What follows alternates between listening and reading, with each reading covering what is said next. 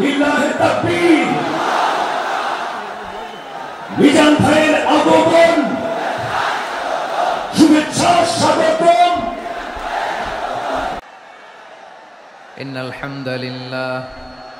إن الحمد لله نحمده ونستعينه ونستغفره ونؤمن به ونتوكل عليه ونعوذ بالله من شرور أنفسنا ومن سيئات أعمالنا من يهده الله فلا مضل له ومن يضلل فلا هادي له أي فلن تجد له وليا مرشدا ونشهد أن لا إله إلا الله وحده لا شريك له هو الذي لا ضد له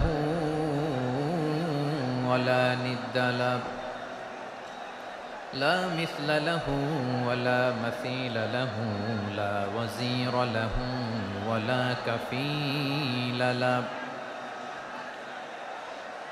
لا شبه له ولا شبيه له لا ولد له ولا والد له وهو الواحد الفرد الصمد لم يلد ولم يولد ولم يكن له كفوا أحد ونشهد أن سيدنا ونبينا وحبيبنا وبشيرنا ونذيرنا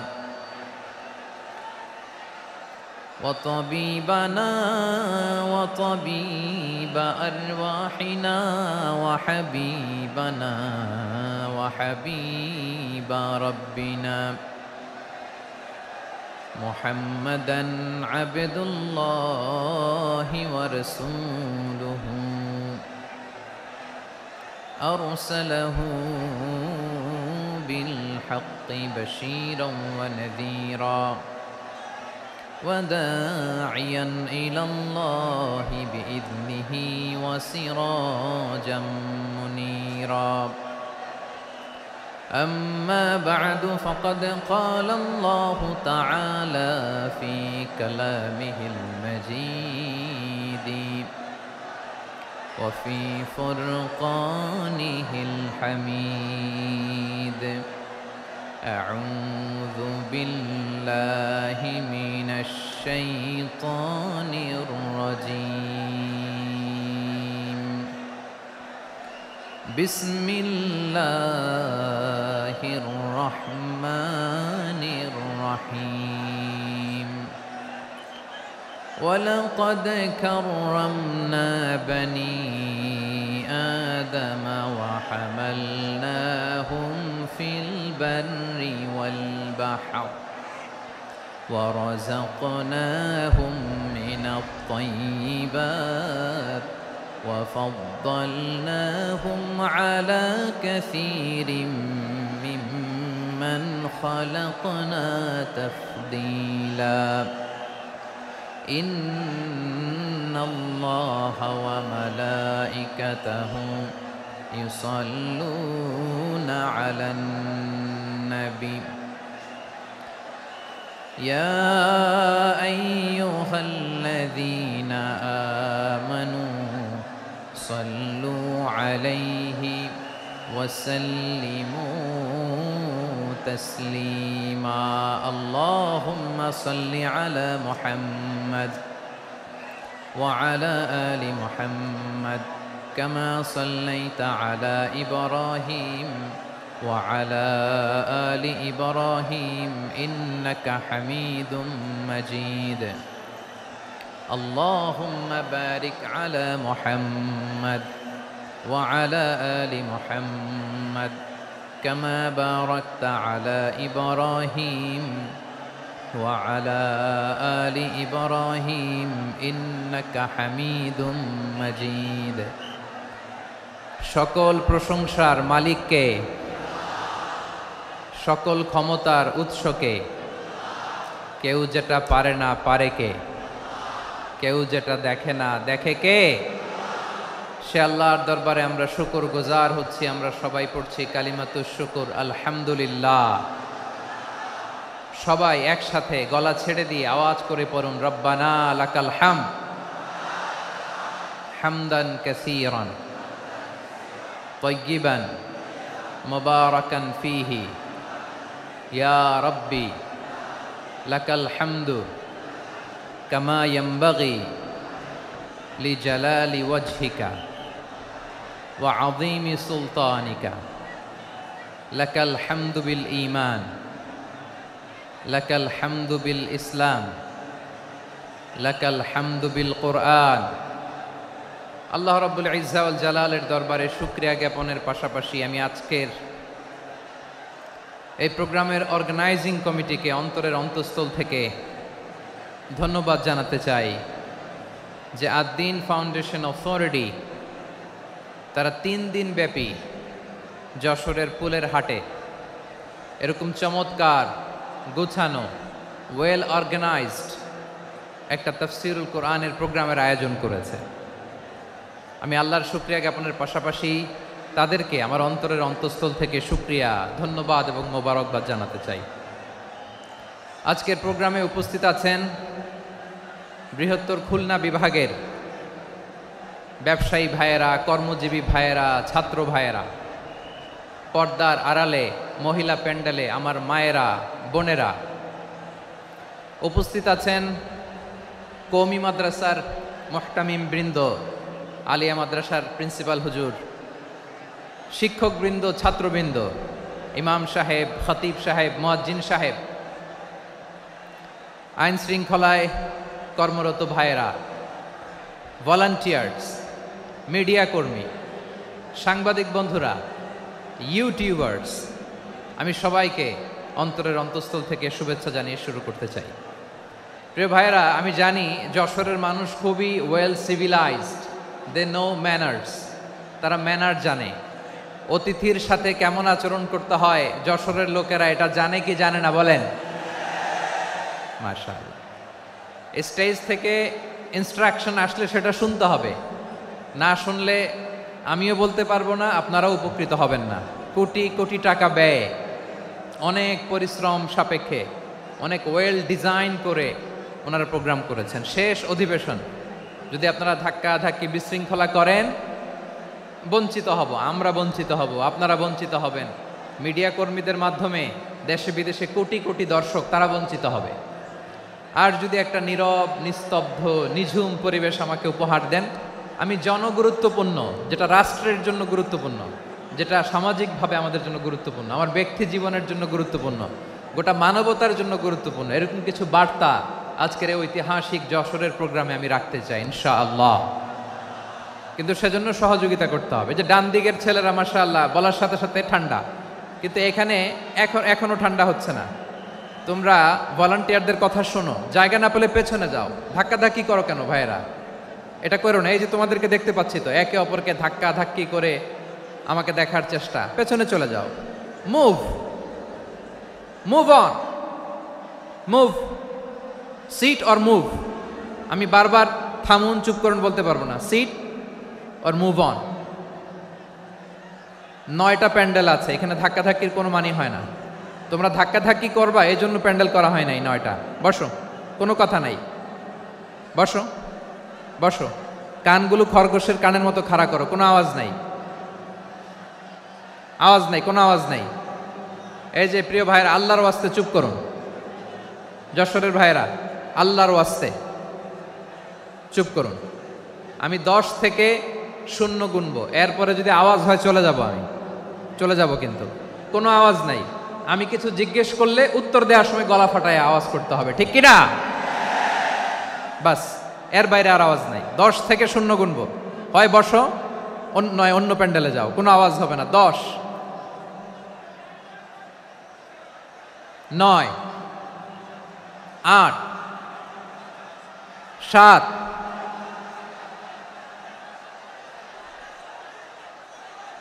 6 5 4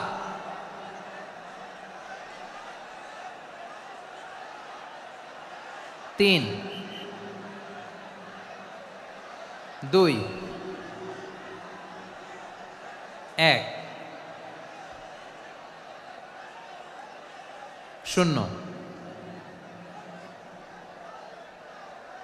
প্রিয় ভাইয়েরা, অনেক আলোচনা হয়েছে 3 দিন ব্যাপী।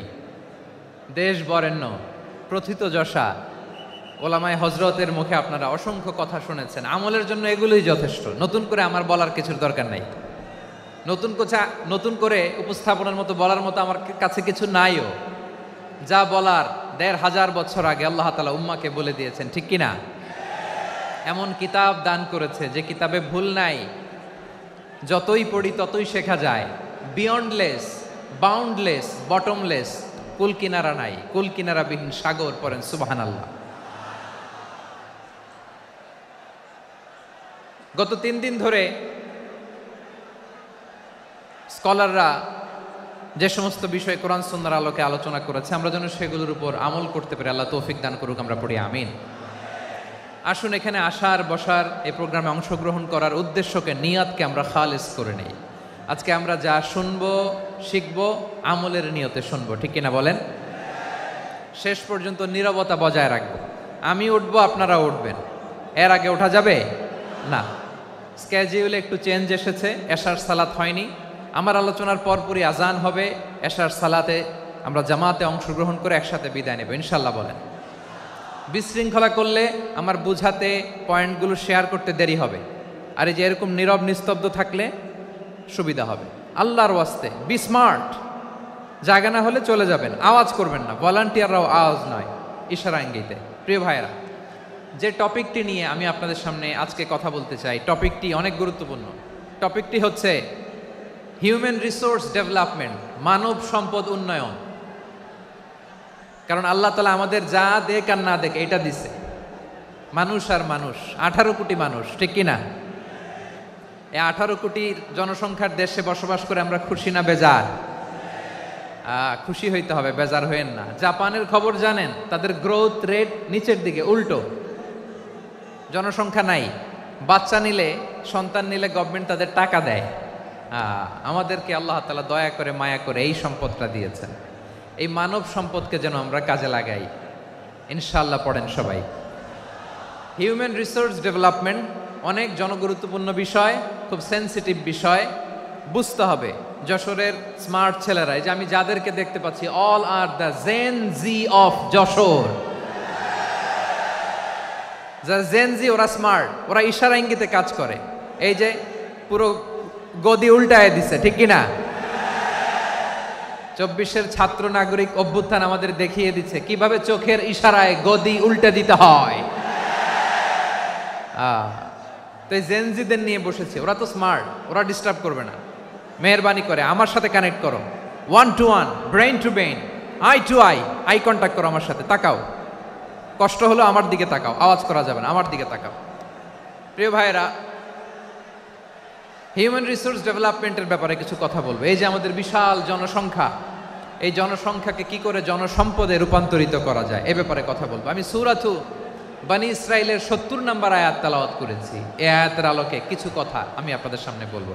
আল্লাহ তাআলা ইরশাদ করছেন, ওয়ালাকাদ কাররামনা বনী আদম ওয়া হামালনাহুম ফিল বাররি ওয়াল বাহরি ওয়া রাযাকনাহুম মিনাত তাইয়্যিবাত ওয়া ফাদ্দালনাহুম আলা কাসীরিম মিম্মান খালাকনা তাফদীলা। পড়েন আল্লাহু আকবার। রব্বুল আলামিন বলেন, ওয়ালাকাদ কাররামনা বনী আদম, আমি বনী আদমকে সম্মানিত করেছি, বনী আদমকে মর্যাদা দিয়েছি। ওয়া হামালনাহুম ফিল বাররি ওয়াল বাহর, বনী আদমকে জলে স্থলে, স্থলে এবং সমুদ্রে চলাচলের বাহন দিয়েছি। ওয়ারাযাকনাহুম মিনাত তাইয়্যিবাত, তাদেরকে পবিত্র রিজিকের বন্দোবস্ত করেছি। ওয়া ফাদ্দালনাহুম আলা কাসীরিম মিম্মান খালাকনা তাফদীলা, আর আমি আল্লাহ যাদেরকে সৃষ্টি করেছি তাদের মধ্য থেকে বনি আদমকে আমি শ্রেষ্ঠ বানিয়েছি। আমরা শ্রেষ্ঠ, আমরা আশরাফুল মাখলুকাত। আমরা কি এই যে এমনি চিল্লাচিল্লি করে জিজ্ঞেস করলে বলে না, আমরা আশরাফুল মাখলুকাত। আমরা কি শ্রেষ্ঠ, সবার চেয়ে সেরা। আমাদের মতো করে আল্লাহ কাউকে বানায় নাই। দুই পায়ে ভর করে শির দ্বারা এরকম স্ট্যান্ড রেখে মাথা উঁচু করে দাঁড়াতে পারে এরকম কোন প্রাণী পৃথিবীতে আছে? এজন্য আল্লাহ বলেন ওয়ালাকাদ কাররামনা বানি আদম, আমি বনি আদমকে সম্মানিত করেছি, তাদেরকে আমি মর্যাদা দিয়েছি। তাদেরকে আমি যত মর্যাদা দিয়েছি আমার কোন সৃষ্টিকে এত মর্যাদা দেই নাই। পড়েন সুবহানাল্লাহ। I have dignified the status of the sons of Adam. আদমের সব সন্তানের মর্যাদা আমি বাড়িয়েছি। আল্লাহ এখানে বলেননি ওয়ালাকাদ কাররামনাল মুমিনিন, আমি মুমিনের মর্যাদা বাড়িয়েছি, বলেছেন? আল্লাহ এখানে বলেন নাই ওয়ালাকাদ কাররামনাল মুসলিমিন, আমি মুসলিমের মর্যাদা বাড়িয়েছি। আল্লাহ বলেছেন ওয়ালাকাদ কাররামনা বানি আদম, আমি বনি আদমের সম্মান বাড়িয়েছি। হোক সে মুমিন কিংবা কাফের, মুসলিম কিংবা মুশরিক, আস্তিক কিংবা নাস্তিক, আরব কিংবা অনারব, যেই হোক না কেন আদম সন্তান সবগুলার মর্যাদা বাড়ায় দিয়েছে কে? সবার মর্যাদা আল্লাহ বাড়িয়েছে। মানুষ হিসেবে মর্যাদা। বিশ্বনবী সাল্লাল্লাহু আলাইহি ওয়াসাল্লাম ইহুদির লাশ দেখে দাঁড়িয়ে গেলেন। কার লাশ? আমার যশোরের ভাইয়েরা আওয়াজ করে বলুন, কার লাশ?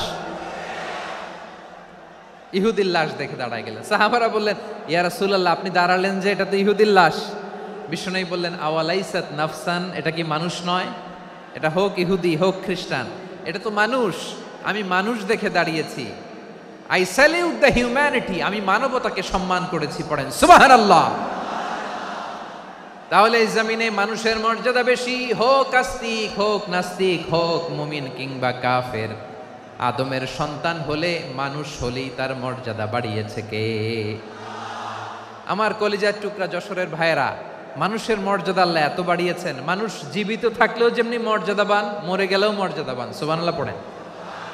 মানুষ মরে গেলে এই ডেড বডিটা কি হয়? পচে যায়, গলে যায়, মাটির সাথে মিশে যায়। তাই বলে আপনি ডেড বডির সাথে যাচ্ছে তাই করতে পারবেন না। পারবেন?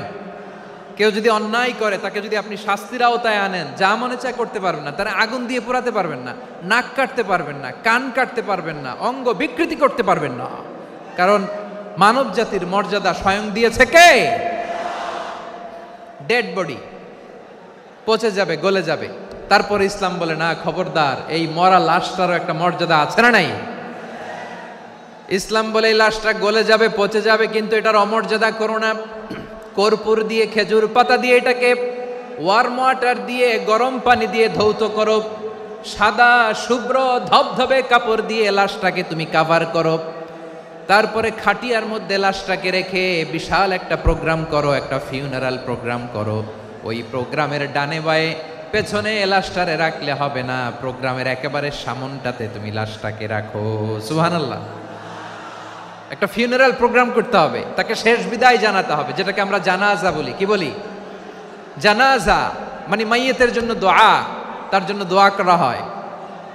তাকে একটা সিস্টেমেটিক অর্ডারে কবরে রাখা হয়, সুন্দরভাবে সেটাকে কবরস্থ করা হয়, মাটি দেয়া হয়, পানি দেয়া হয়। তার মানে মরে গেলেও মানুষের সম্মান বাড়ায় দিয়েছে কে? এজন্য আল্লাহ বললেন ওয়ালাকাদ কাররামনা বানি আদম, বনি আদমের সম্মান মর্যাদা আমি আল্লাহ বাড়িয়ে দিয়েছি। মানুষের সম্মানে তুমি কখনো আঘাত করো না, ঠিক কি না? তাহলে ভাই, প্রথম মেসেজ হচ্ছে, the first and foremost message tonight to the people of Jashore. আল্লাহ বলেন I have dignified the status of son of Adam, আমি বনি আদম সবার মর্যাদা বাড়িয়ে দিয়েছি। হোক আস্তিক নাস্তিক, হোক কাফের কিংবা মুশরিক, তার মর্যাদা বাড়াই দিছে কে? যখন বন্যা হয় আমরা ত্রাণ নিয়ে যাই, আমরা শুধু মুসলমানদেরকে ত্রাণ দেই নাকি? হ্যাঁ, আমরা মুসলমানকেও দেই, অমুসলমানকেও দেই, হিন্দুকেও দেই, বৌদ্ধকেও দেই। যেখানেই মানবতা বিপন্ন সেখানে ইসলামের হেল্পিং হ্যান্ড আছে না নাই? সুবহানাল্লাহ। কি দিন আমরা পেয়েছি, কি বিধান আমরা পেয়েছি। ওয়ালাকাদ কাররামনা বানি আদম। আমি বনি আদমকে সম্মানিত করেছি। এরপর আল্লাহ বললেন ওয়া হামালনাহুম ফিল বাররি ওয়াল বাহার, মানুষকে স্থলে এবং সমুদ্রে চলাচলের বাহন আমি দিয়েছি। স্থলে কিভাবে চলবে, জলে কিভাবে চলবে, এই বাহনের ব্যবস্থা করেছে কে? এই জেনজি, এই স্যামড়া, ইরাম করতেছো কিসের জন্য? হ্যাঁ, ইরাম করলে চলবি? হ্যাঁ, বস বস বস বস, আওয়াজ করতেছো কেন? দিবা না, কথা বলতে দিবা না আমাকে? তো এইটা বুঝি তোমাদের ভালোবাসার নমুনা? তোমাদের ভালোবাসার কারণে যদি আমি কোথাও দাঁড়াতেই না পারি, কোথাও বসতে না পারি, কোথাও দুটা কথা বলতে না পারি, এই ভালোবাসা দিয়ে কি হবে আমার? বরং ঘামতে ঘামতে ঘর্মাক্ত হব, রক্তাক্ত হব। কিন্তু সেন্ট্রাল থেকে, সেন্ট্রালি যে ইনস্ট্রাকশন আসবে, সেই ইনস্ট্রাকশনের এক চুল আমরা ডানে বায়ে যাব না। এইটা গণজাগরণের জন্য এইটা দরকার, ইসলামী বিপ্লবের জন্য এইটা দরকার। তো আধা ঘন্টা ধরে যদি তোমাদেরকে থামানোই না যায়, এই লস্কর দিয়ে আমি কি করব? আল্লাহর ওয়াস্তে নো নো নো স্লোগান, চুপচাপ একেবারে আমার দিকে তাকাও। আল্লাহ বললেন ওয়া হামালনাহুম ফিল বাররি ওয়াল বাহার, জলে স্থলে আমি চলাচলের যানবাহনের ব্যবস্থা করেছি। আমরা স্থলে ঘোড়ার উপরে চড়ি, উটের উপরে চড়ি, গাড়ির উপরে চড়ি। এই যে গাড়ির ইঞ্জিন বানাইছি আমরা, এটার মেধা দিয়েছে কে? আবার সাগরের মধ্যে আমরা নৌযান, জলযান, বড় বড় জাহাজ দিয়ে এক মহাদেশ থেকে আরেক মহাদেশ যাই, এক দেশ থেকে মালামালগুলো আরেক দেশে পাঠাই। সাগরের ভেতরে নৌকাগুলোরে ধরে রাখলো কে?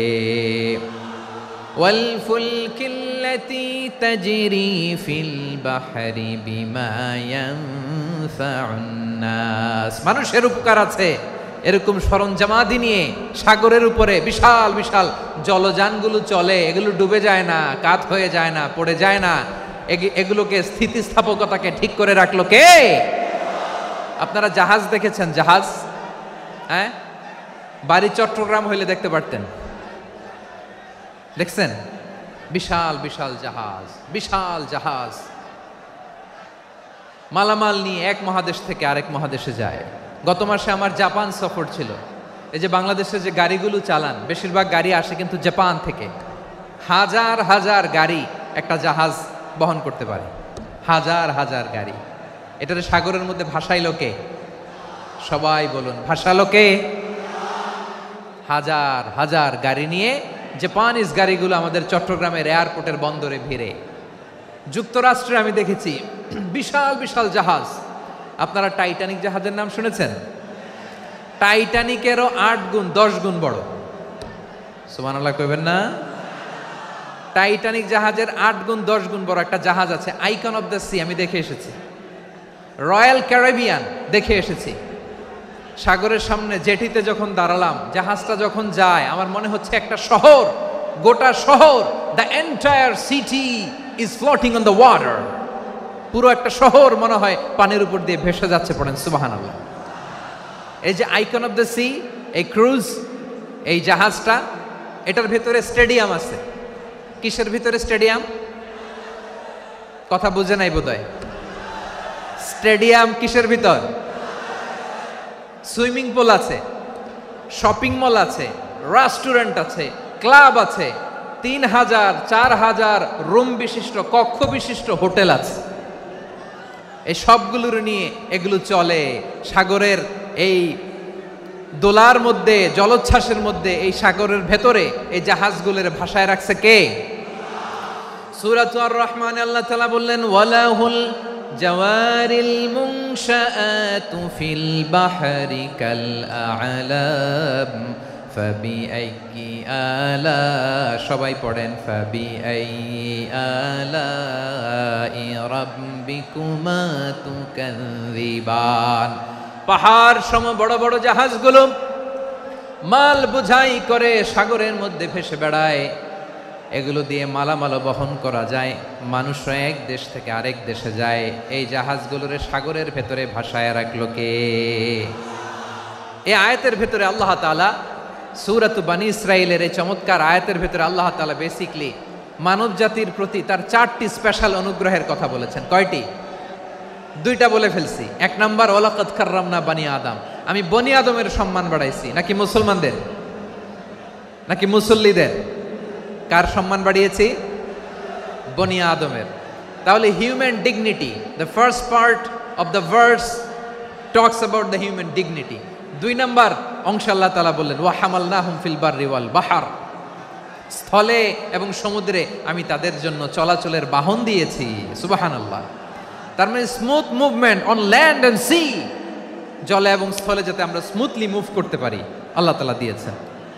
তিন নম্বরে আল্লাহ তাআলা বললেন ওয়া রাযাকনাহুম মিনাত তাইয়্যিবাত, মানুষের জন্য আমি পবিত্র রিজিকের ব্যবস্থা করেছি। জলে এবং স্থলে যত প্রাণী আছে সবগুলা প্রাণীকে রিজিক দেয় কে?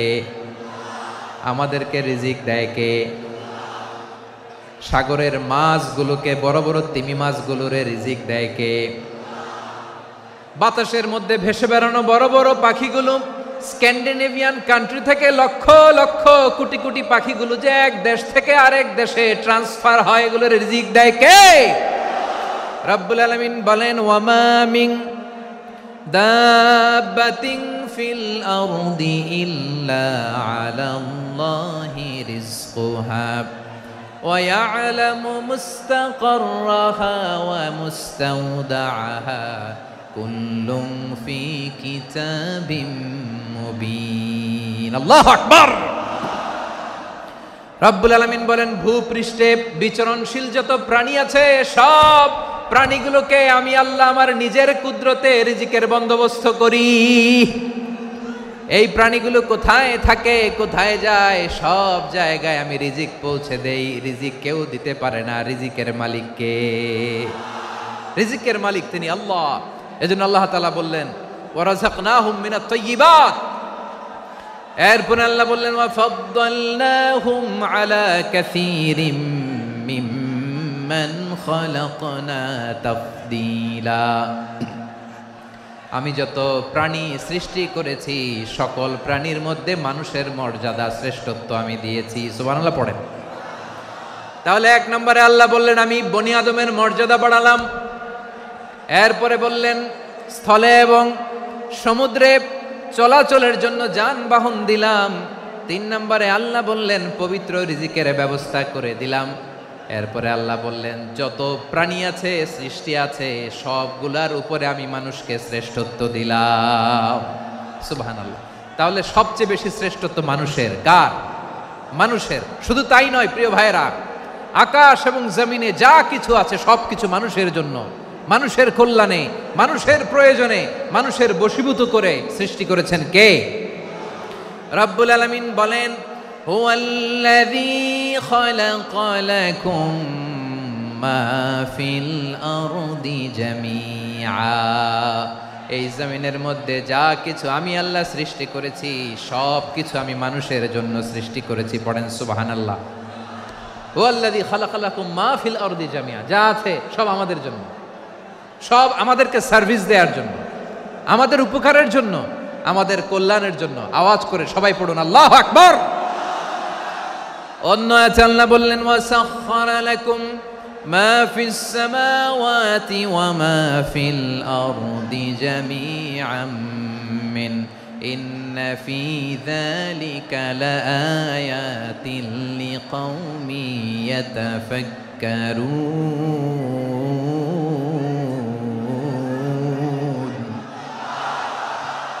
প্রথমে আয়াতে আল্লাহ বললেন জমিনে যা আছে সব তোমাদের কল্যাণে আমি সৃষ্টি করলাম। এরপরে আল্লাহ বললেন আকাশেও যা আছে সব তোমাদের জন্য সৃষ্টি করলাম, তোমাদের অনুগত বানায় দিলাম। পড়েন সুবহানাল্লাহ। মানুষের কি ব্রেইন দেখেন, মানুষ জমিন ছেড়ে আকাশে চলে যায়। পাখি দেখে মানুষের শখ হলো পাখি যেহেতু উঠতে পারে আমরাও পারবো। অরবিল রাইট, উইলবার রাইট, দুই ভাই মিলে আঁকাঝোঁকা করতে করতে করতে করতে প্লেন বানায় ফেললো। কোন সুবহানাল্লাহ। এখন পাখিও ওরে, আমরাও ওরি। এরপরেই মানুষের কৌতূহল থামে না এখানে। মানুষ চলে গিয়েছে চাঁদে। কোথায় গেছে? এখন কিন্তু চাঁদে জমি বিক্রি হয় জানেন। পৃথিবী নিয়ে মারামারি শেষ। রাশিয়া আমেরিকা এখন ধরছে চাঁদ আর মঙ্গল গ্রহ। এখন চাঁদে জমি বিক্রি হয়, মঙ্গলে জমি বিক্রি হয়। এই চাঁদ মঙ্গল, বৃহস্পতি, শনি সব আল্লাহ তাআলা আমাদের জন্য বানিয়েছেন। সুবহানাল্লাহ পড়েন। মানুষ সাগরের উপরে চড়ে, শূন্যে ভেসে বেড়ায়, পাহাড় কেটে সুড়ঙ্গ বানায়, টানেল বানায়। মানুষ ব্রডব্যান্ডের লাইন নিয়ে যায় সাগরের ভেতর দিয়ে, এক দেশ থেকে আরেক দেশে, এক মহাদেশ থেকে আরেক মহাদেশে। সুবহানাল্লাহ পড়েন। তার মানে গোটা বিশ্বের সব কিছুর উপরে control, superiority over all creatures, সব কিছুর উপর কন্ট্রোল, মনিটরিং, নিয়ন্ত্রণ, এটা প্রতিষ্ঠা করে দিয়েছে কে? এজন্যই মানুষের শ্রেষ্ঠত্ব। ওয়ালাকাদ কাররামনা বানি আদম, আমি বনি আদমের সম্মান বাড়িয়েছি, মর্যাদা আমি বাড়িয়ে দিয়েছি এই কারণে, কারণ মানুষ সব কিছুর উপর নিয়ন্ত্রণ নিতে পারে।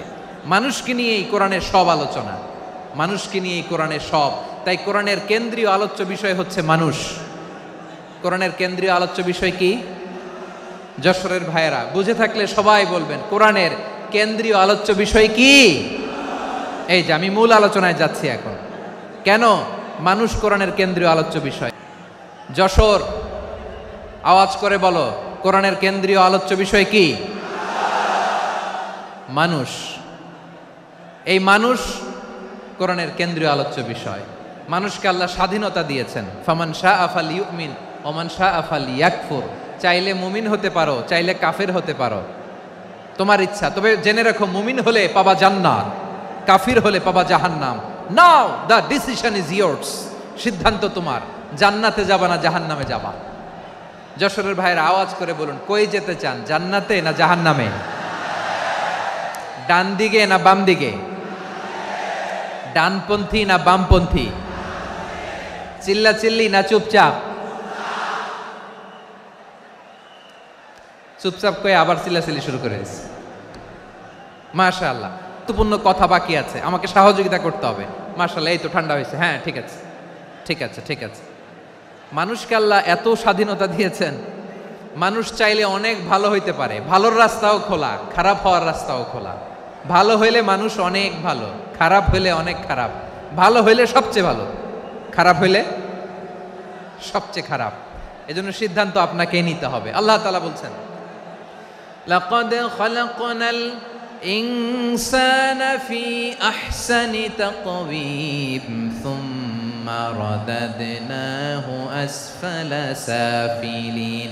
আমি মানুষকে অনেক সুন্দর অবয়বে, সুন্দর আকৃতিতে সৃষ্টি করেছি।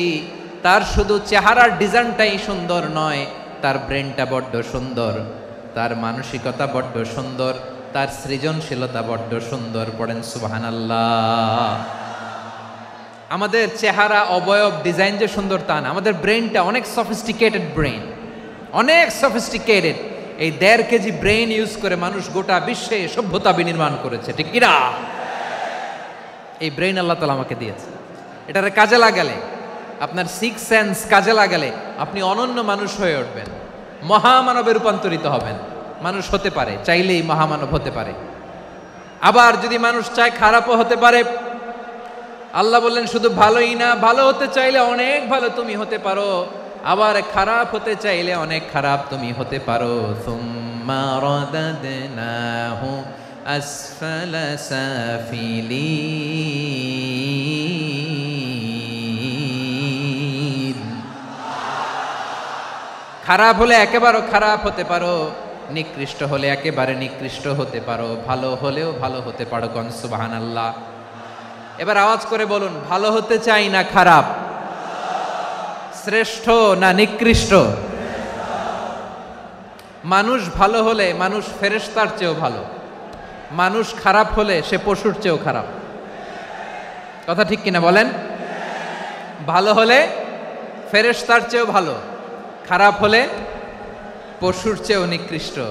তার মানে শ্রেষ্ঠত্বে মানুষ, শ্রেষ্ঠত্বে ফেরেশতাকে হার মানায়, আর অধপতনে শ্রেষ্ঠত্বে ফেরেশতাকে ছাড়িয়ে যায়, আর অধপতনে পশুকেও হার মানায়।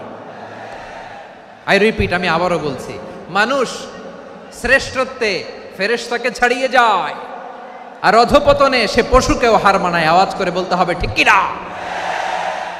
এটার প্রমাণ কি? মানুষ শ্রেষ্ঠ হইলে যে ফেরেশতার চেয়েও সেরা, তার প্রমাণ কি?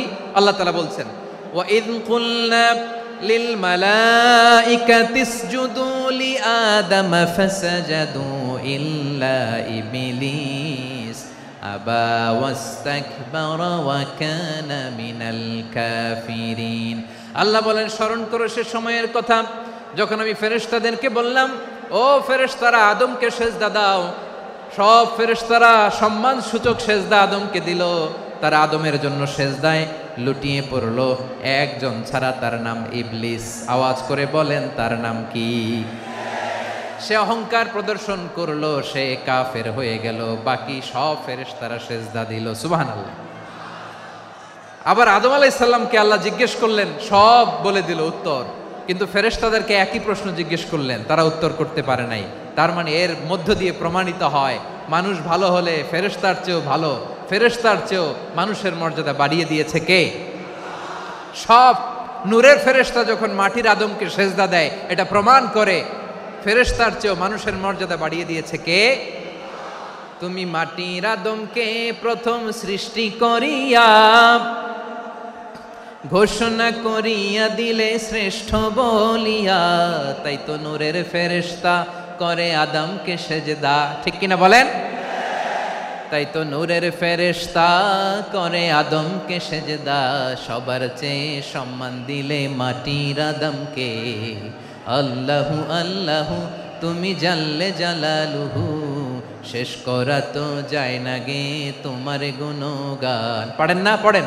আল্লাহু আল্লাহু তুমি জাল্লে জালালুহু, শেষ করা তো যায় না গে তোমার গুণগান।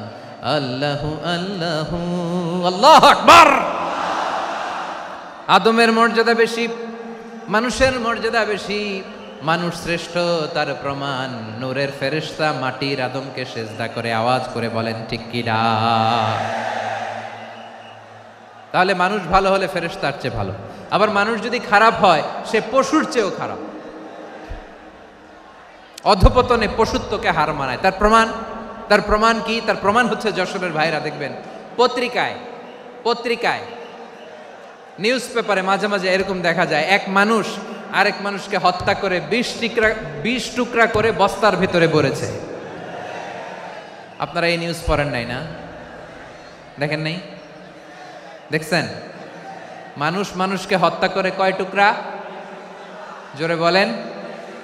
এখানেই ক্ষান্ত হয় না, আবার কোথায় ভরছে? বস্তার ভেতরে। আচ্ছা, বুঝে থাকলে আওয়াজ করে বলেন, কোনদিন শুনছেন একটা হাতি আর একটা হাতিকে হত্যা করে 20 টুকরা করছে, এরপরে বস্তার ভিতরে ভরছে? হইছে? তাহলে দেখেন, মানুষ যদি খারাপ হয় সে পশুকেও হার মানায়। চিল্লায় বলো ঠিক কিনা? এমনও দুশ্চরিত্র মানুষ আছে যার নজর থেকে 6 মাসের ছোট্ট মেয়ে থেকে শুরু করে 80 বছরের বৃদ্ধারাও নিরাপদ নয়। পশুকেও হার মানে। মানুষের ঘর জ্বালিয়ে পুড়ে মেসাকার করে দেয়, জনপদের পর জনপদ জ্বালায় দেয়। এরকম আছে না নাই? বোমা মেরে শহরগুলো উড়িয়ে দেয়। এই যে ইসরায়েল গাজার মধ্যে যে অ্যাটাক করেছে, এরা মসজিদ মানে নাই, মসজিদে বম ফেলেছে। এরা খ্রিস্টানদের চার্চ গির্জা মানে নাই, গির্জায় বম ফেলেছে। পৃথিবীর ইতিহাসে never happened in the history of the world that someone bombed on a hospital, on a ICU center. এমন হাসপাতাল যেখানে আইসিইউর রোগীরা আছে, ওই হাসপাতালের উপরও ইসরায়েলি সৈনিকেরা বোমা মেরেছে। জোরে বলেন ঠিক কিনা? এরা মানুষ? আওয়াজ করে বলেন, এরা মানুষ না। প্রিয় ভাইয়েরা, চোখ কান নাক মুখ থাকলেই মানুষ না। যা সামনে দেখেন এগুলো সব মানুষ না, এগুলো জনসংখ্যা। এগুলো কি? সবাই বলুন, এগুলো কি? বাড়ছে জনসংখ্যা, কমছে মানুষ। বাড়ছে জনসংখ্যা, কমছে। এই দুনিয়া এখন তো আর সেই দুনিয়া নাই, মানুষ নামের মানুষ আছে দুনিয়া বোঝাই, সেই মানুষের ভিড়ে আমার আসল মানুষ নাই। ঠিক কিনা? আসল মানুষের বড্ড অভাব, আসল মানুষের বড্ড অভাব। আমার ভাইয়েরা, মানুষ খারাপ হলে পশুকেও হার মানায়। আচ্ছা, আওয়াজ করে বলেন, এই যশোরের ছেলেরা এদিক তাকাও, আওয়াজ করে বলো, যে ইসরায়েলি সোলজাররা উপর থেকে বোমা মারল, তারাও মানুষ, তারাও কি? ওরাও রক্তে মাংসে মানুষ, ওদেরও পরিবার আছে। বোমা মেরে যেই মেয়েটাকে তারা অনাথ বানায়, ইয়াতিম বানায়, ও কিন্তু বাসায় ওর মেয়েটাকে রেখে আসছে, ঠিক কিনা বলেন? বম্বিং করে যে বাবাকে মেরে, স্বামীকে মেরে স্ত্রীকে বিধবা বানায়, তারও ঘরে স্ত্রী আছে। উপর থেকে বোম মেরে মানুষ মেরে দিচ্ছে, তারাও মানুষ। 1945 সালের 6ই আগস্ট আমেরিকান সোলজাররা হিরোশিমায় বোম মেরেছে। আমি নিজে দেখে এসেছি জাপানের হিরোশিমাতে। সকাল 8:15 মানুষ কেউ অফিসে যাচ্ছিল, কেউ খেতে খামারে কাজ করতে যাচ্ছিল। লিটল বয় নামে একটা বোম মেরেছে তারা। এই বোমের আঘাতে, পারমাণবিক এই বোমার রেডিয়েশনে আঘাতে, বোম ব্লাস্ট হওয়ার পরে মুহূর্তের মধ্যে 1,40,000 নাই। উপর থেকে যারা মারতেছে এরাও মানুষ, যাদেরকে মারলো তারাও। তার মানে মানুষে মানুষে পার্থক্য আছে না? নেই? মানুষে মানুষে পার্থক্য আছে। নাক কান চোখ মুখ থাকলেই মানুষ নয়। বাড়ছে জনসংখ্যা, কমছে মানুষ, চিল্লায় বলো ঠিক কিনা? তাহলে আমরা বুঝলাম মানুষ ভালো হলে অনেক ভালো, খারাপ হলে অনেক খারাপ। ও আমার কলিজার টুকরা যশোরের ভাইয়েরা, আসুন না 3 দিন ব্যাপী এই তাফসিরুল কোরআনের ঐতিহাসিক প্রোগ্রাম থেকে আমরা সিদ্ধান্ত নেই, আমরা ভালো মানুষ হব নাকি খারাপ মানুষ হব। কলিজা থেকে, প্রাণ থেকে আওয়াজ করে সবাই বলুন, ভালো মানুষ নাকি খারাপ মানুষ? ভালো মানুষ হইতে হবে। ভালো মানুষ যারা জগৎটাকে এনলাইটেন করবে, যারা এনলাইটেন করবে, যারা সত্যের বীর সেনানী হয়ে দাঁড়াবে, যারা সত্যের পক্ষে কথা বলবে, যারা জালিমের মসনদকে ভেঙে খান খান করে দেবে, এরকম হওয়ার দরকার আছে না নাই? এরকম ভালো মানুষ আমরা হতে চাই কি চাই না? মানুষকে যত্ন নিলে মানুষ যে কত ভালো হয় আপনি কল্পনাও করতে পারবেন না। এই যে আপনাদের যশোরে যে ভালো ছেলেগুলো আছে, যে ভালো তরুণগুলো আছে, যে যুবকগুলো আছে, যে ভালো আলেমরা আছে, ভালো নেতারা আছে, সবাই যদি তাদের মতো হতো, পুরো যশোরটা একটা জান্নাতের টুকরা হয়ে যেত। আওয়াজ করে বলেন ঠিক কিনা? মানুষকে নার্চারিং করলে, মানুষকে পলিশ করলে, মানুষকে গ্রুমিং করলে, মানুষকে সঠিক তারবিয়া দিলে মানুষ অনন্য হয়ে ওঠে। প্রতিটি মানুষ অনন্য। আমি অনন্য, আপনি অনন্য, আমরা সবাই অনন্য। সুবহানাল্লাহ বলেন।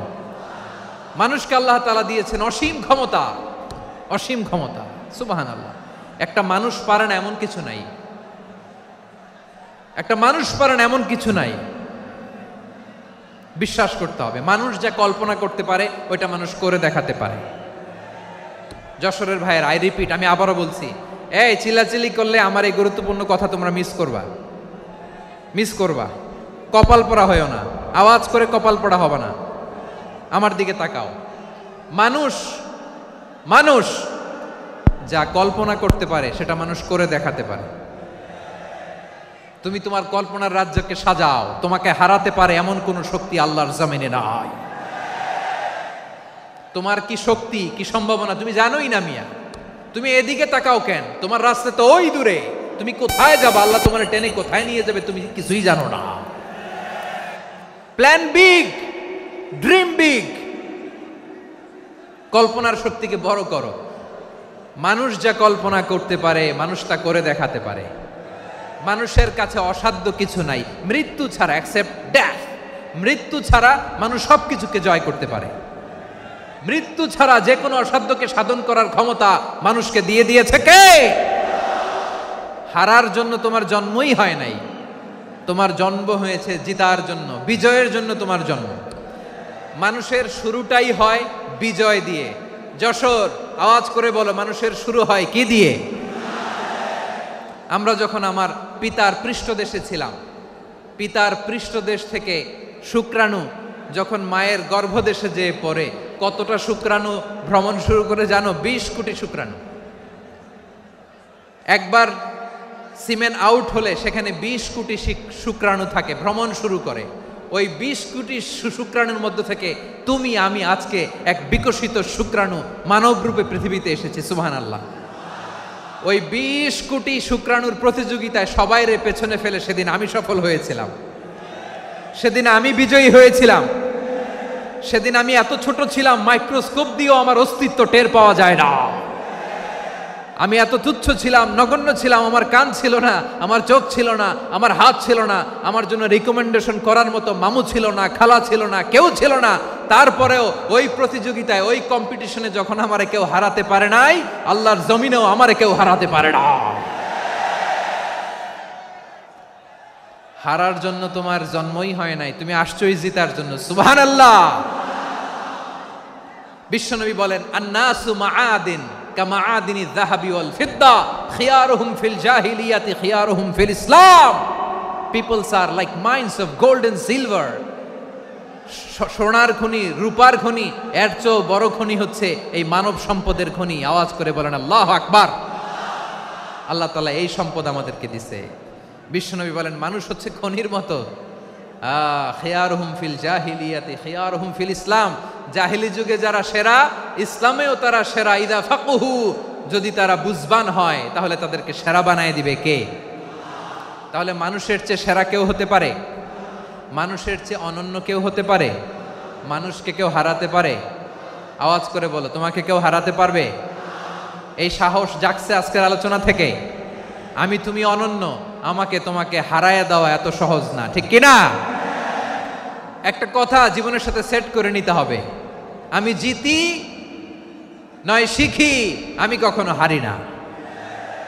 জীবনের সাথে সেট করে নাও, জেনজি অফ জেসর, আমি কখনো হারি না, আমি হয় জিতি নয় শিখি। চিল্লায় বলো ঠিক কিনা? আমি কখনো হারি না, আমার হারানো এত সোজা না। কি সাহস জাগছে? বুকে সাহস জাগছে? তাকবীর পড়ো, লিল্লাহে তাকবীর। তাহলে বিশ্বনবী বললেন, নাসু মাআদিন, মানুষ হচ্ছে খনি। এই ধাক্কা ধাক্কি, আমি জানি এগুলো ভালোবাসার ধাক্কা ধাক্কি, এজন্য আমি সহ্য করে নেই। এগুলো যে ভালোবাসার ধাক্কা ধাক্কি, এটা আমরা বুঝি। পৃথিবীর কোনো আইন, সিকিউরিটি প্রটোকল দিয়ে এটারে মানানো যাবে না, কারণ এটা তো ভালোবাসা, লাভ। লাভ কোনো আইন কানুন দিয়ে বাধা যায় না, মানানো যায় না, ঠিক কিনা বলো?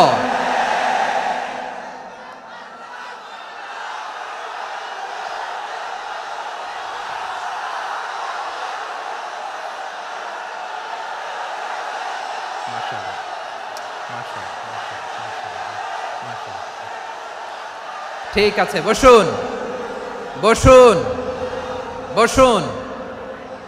আল নাসু মাআদিন, মানুষ হচ্ছে খনি। এই খনির যত্ন নিতে হবে। আমার মা বাবা যারা এসেছেন, আপনার ছেলে মেয়ের যত্ন নেন। আপনার ছেলের মধ্যে যে কি পটেনশিয়াল আপনি জানেন না। আপনার এই ছোট্ট অবুজ ছেলেটাই আগামী দিনের শায়েখ আহমদুল্লাহ হবে। আপনার হেফজখানায় পড়া ওই ছোট্ট ছেলেটাই আগামী দিনের আল্লামা মামুনুল হক হবে। আপনার ওই ছেলেটা আমির হামজা হবে, আব্দুল হাই সাইফুল্লাহ হবে। এভাবে বড় বড় আলেম হবে, তারা যুগশ্রেষ্ঠ আলেম হবে। সেই একদিন এই বাংলাদেশের পার্লামেন্টে যে বক্তব্য দিয়ে যশোরের পক্ষে কথা বলবে। আপনি জানেন না, কাউকে ছোট করবেন না আপনি। ওর কনফিডেন্স আপনি কমাবেন না, আপনি কমাতে পারেন না। প্যান্ডেলে আমার যে মা বোনেরা আছেন, ছেলে মেয়েদেরকে কখনো ছোট করে কথা বলবেন না। ও যে কোথায় যাবে আপনি জানেন না। আপনি মা হয়ে তাকে সাহস দিবেন, তার কল্পনার জগৎটাকে সাজাতে তাকে উৎসাহিত করবেন, ঠিক কিনা বলেন? আর আমার প্যান্ডেলের আমার প্রিয় শ্রদ্ধাশীলা মায়েরা বোনেরা, আপনারা তো আরো দামি সম্পদ। বিশ্বনবী বলেন, আর দুনিয়া কুল্লুহা মাতা। আল্লাহ আল্লাহ আল্লাহ।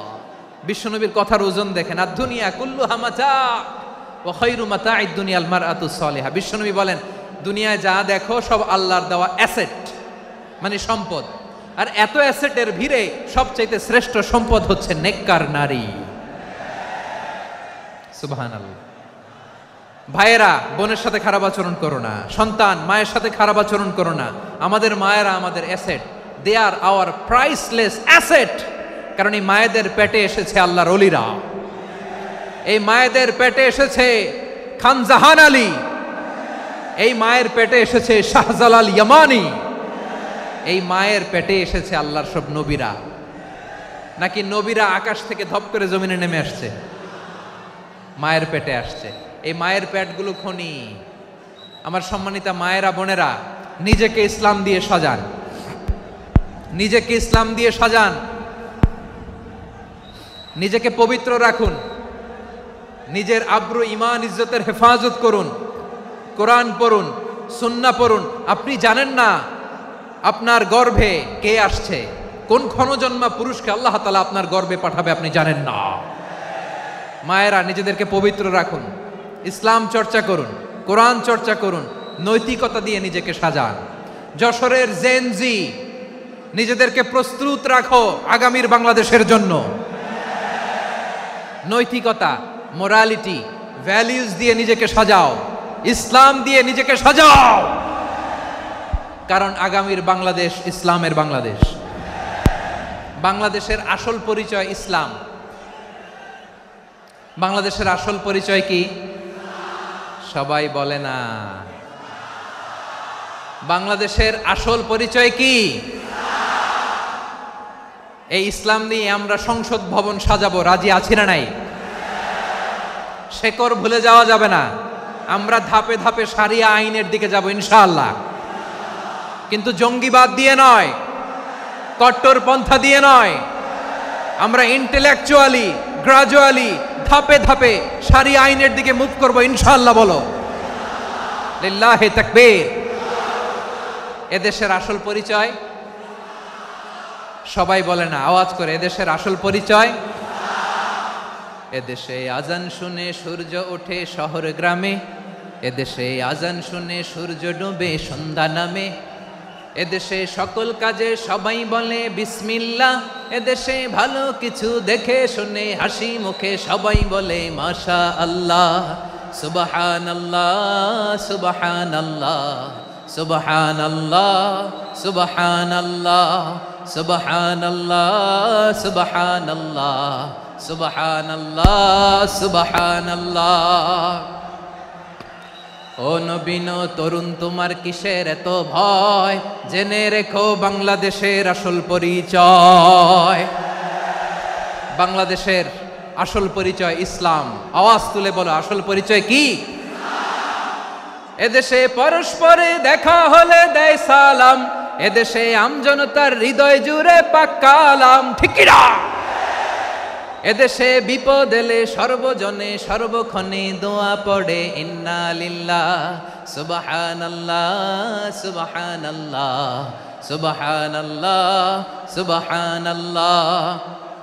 এদেশে আজান শুনে সূর্য ওঠে শহর গ্রামে, এদেশে আজান শুনে সূর্য ডুবে সন্ধ্যা নামে, এদেশে সকল কাজে সবাই বলে বিসমিল্লাহ, এদেশে ভালো কিছু দেখে শুনে হাসি মুখে সবাই বলে মাশা আল্লাহ, সুবহানাল্লাহ। আওয়াজ করে সুবহানাল্লাহ, সুবহানাল্লাহ, সুবহানাল্লাহ, সুবহানাল্লাহ। সবাই একসাথে সুবহানাল্লাহ, সুবহানাল্লাহ, সুবহানাল্লাহ, সুবহানাল্লাহ। এদেশের আসল পরিচয় কি? আওয়াজ করে বলতে ভয় লাগে। এদেশের আসল পরিচয় কি? ইসলাম দিয়ে আমাদের সংসদ ভবন চলুক, আমরা চাই কি চাই না? বঙ্গভবনে লা ইলাহা ইল্লাল্লাহর পতাকা উড়ুক, আমরা চাই কি চাই না? প্রতিটি জেলা অফিসে, ডিসি অফিসে লা ইলাহার পতাকা ঝুলুক, আমরা চাই কি চাই না? কারা কারা চাই হাত তুলে আল্লাহরে দেখায়।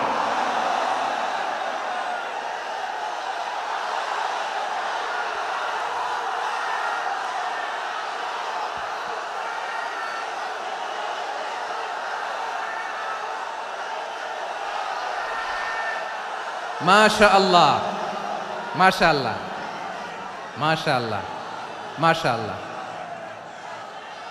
যশোর, আওয়াজ করে বলো, ভালো মানুষ না খারাপ মানুষ? বুঝে বলছো তো? মানুষ ভালো হলে যে কত ভালো। এই মানুষকে যত্ন নিলে, মানুষকে মানুষ বানালে যে সে কি হতে পারে শুনবা? হ্যাঁ, নাকি মোনাজাত দিয়ে দিব? শুনবা? তাহলে থামতে হবে। থামো, আমি যখন বলবো থামো থামো, তাকবীরের সময় দিলে তাকবীর, থামো থামো। মানুষকে যত্ন নিলে, এই এদিকে এদিকে, ড্রোন নামায় ফেলো, হয়েছে, ড্রোনের ফুটেজ হয়ে গেছে, এবার ড্রোন নামায় ফেলো, আমার দিকে তাকাও। মানুষকে, তোমরা এদিক সেদিক তাকালে তো গুরুত্বপূর্ণ পয়েন্ট মিস হয়ে যাবে। এদিকে এদিকে, হ্যাঁ মাস ঠিক আছে, এদিকে।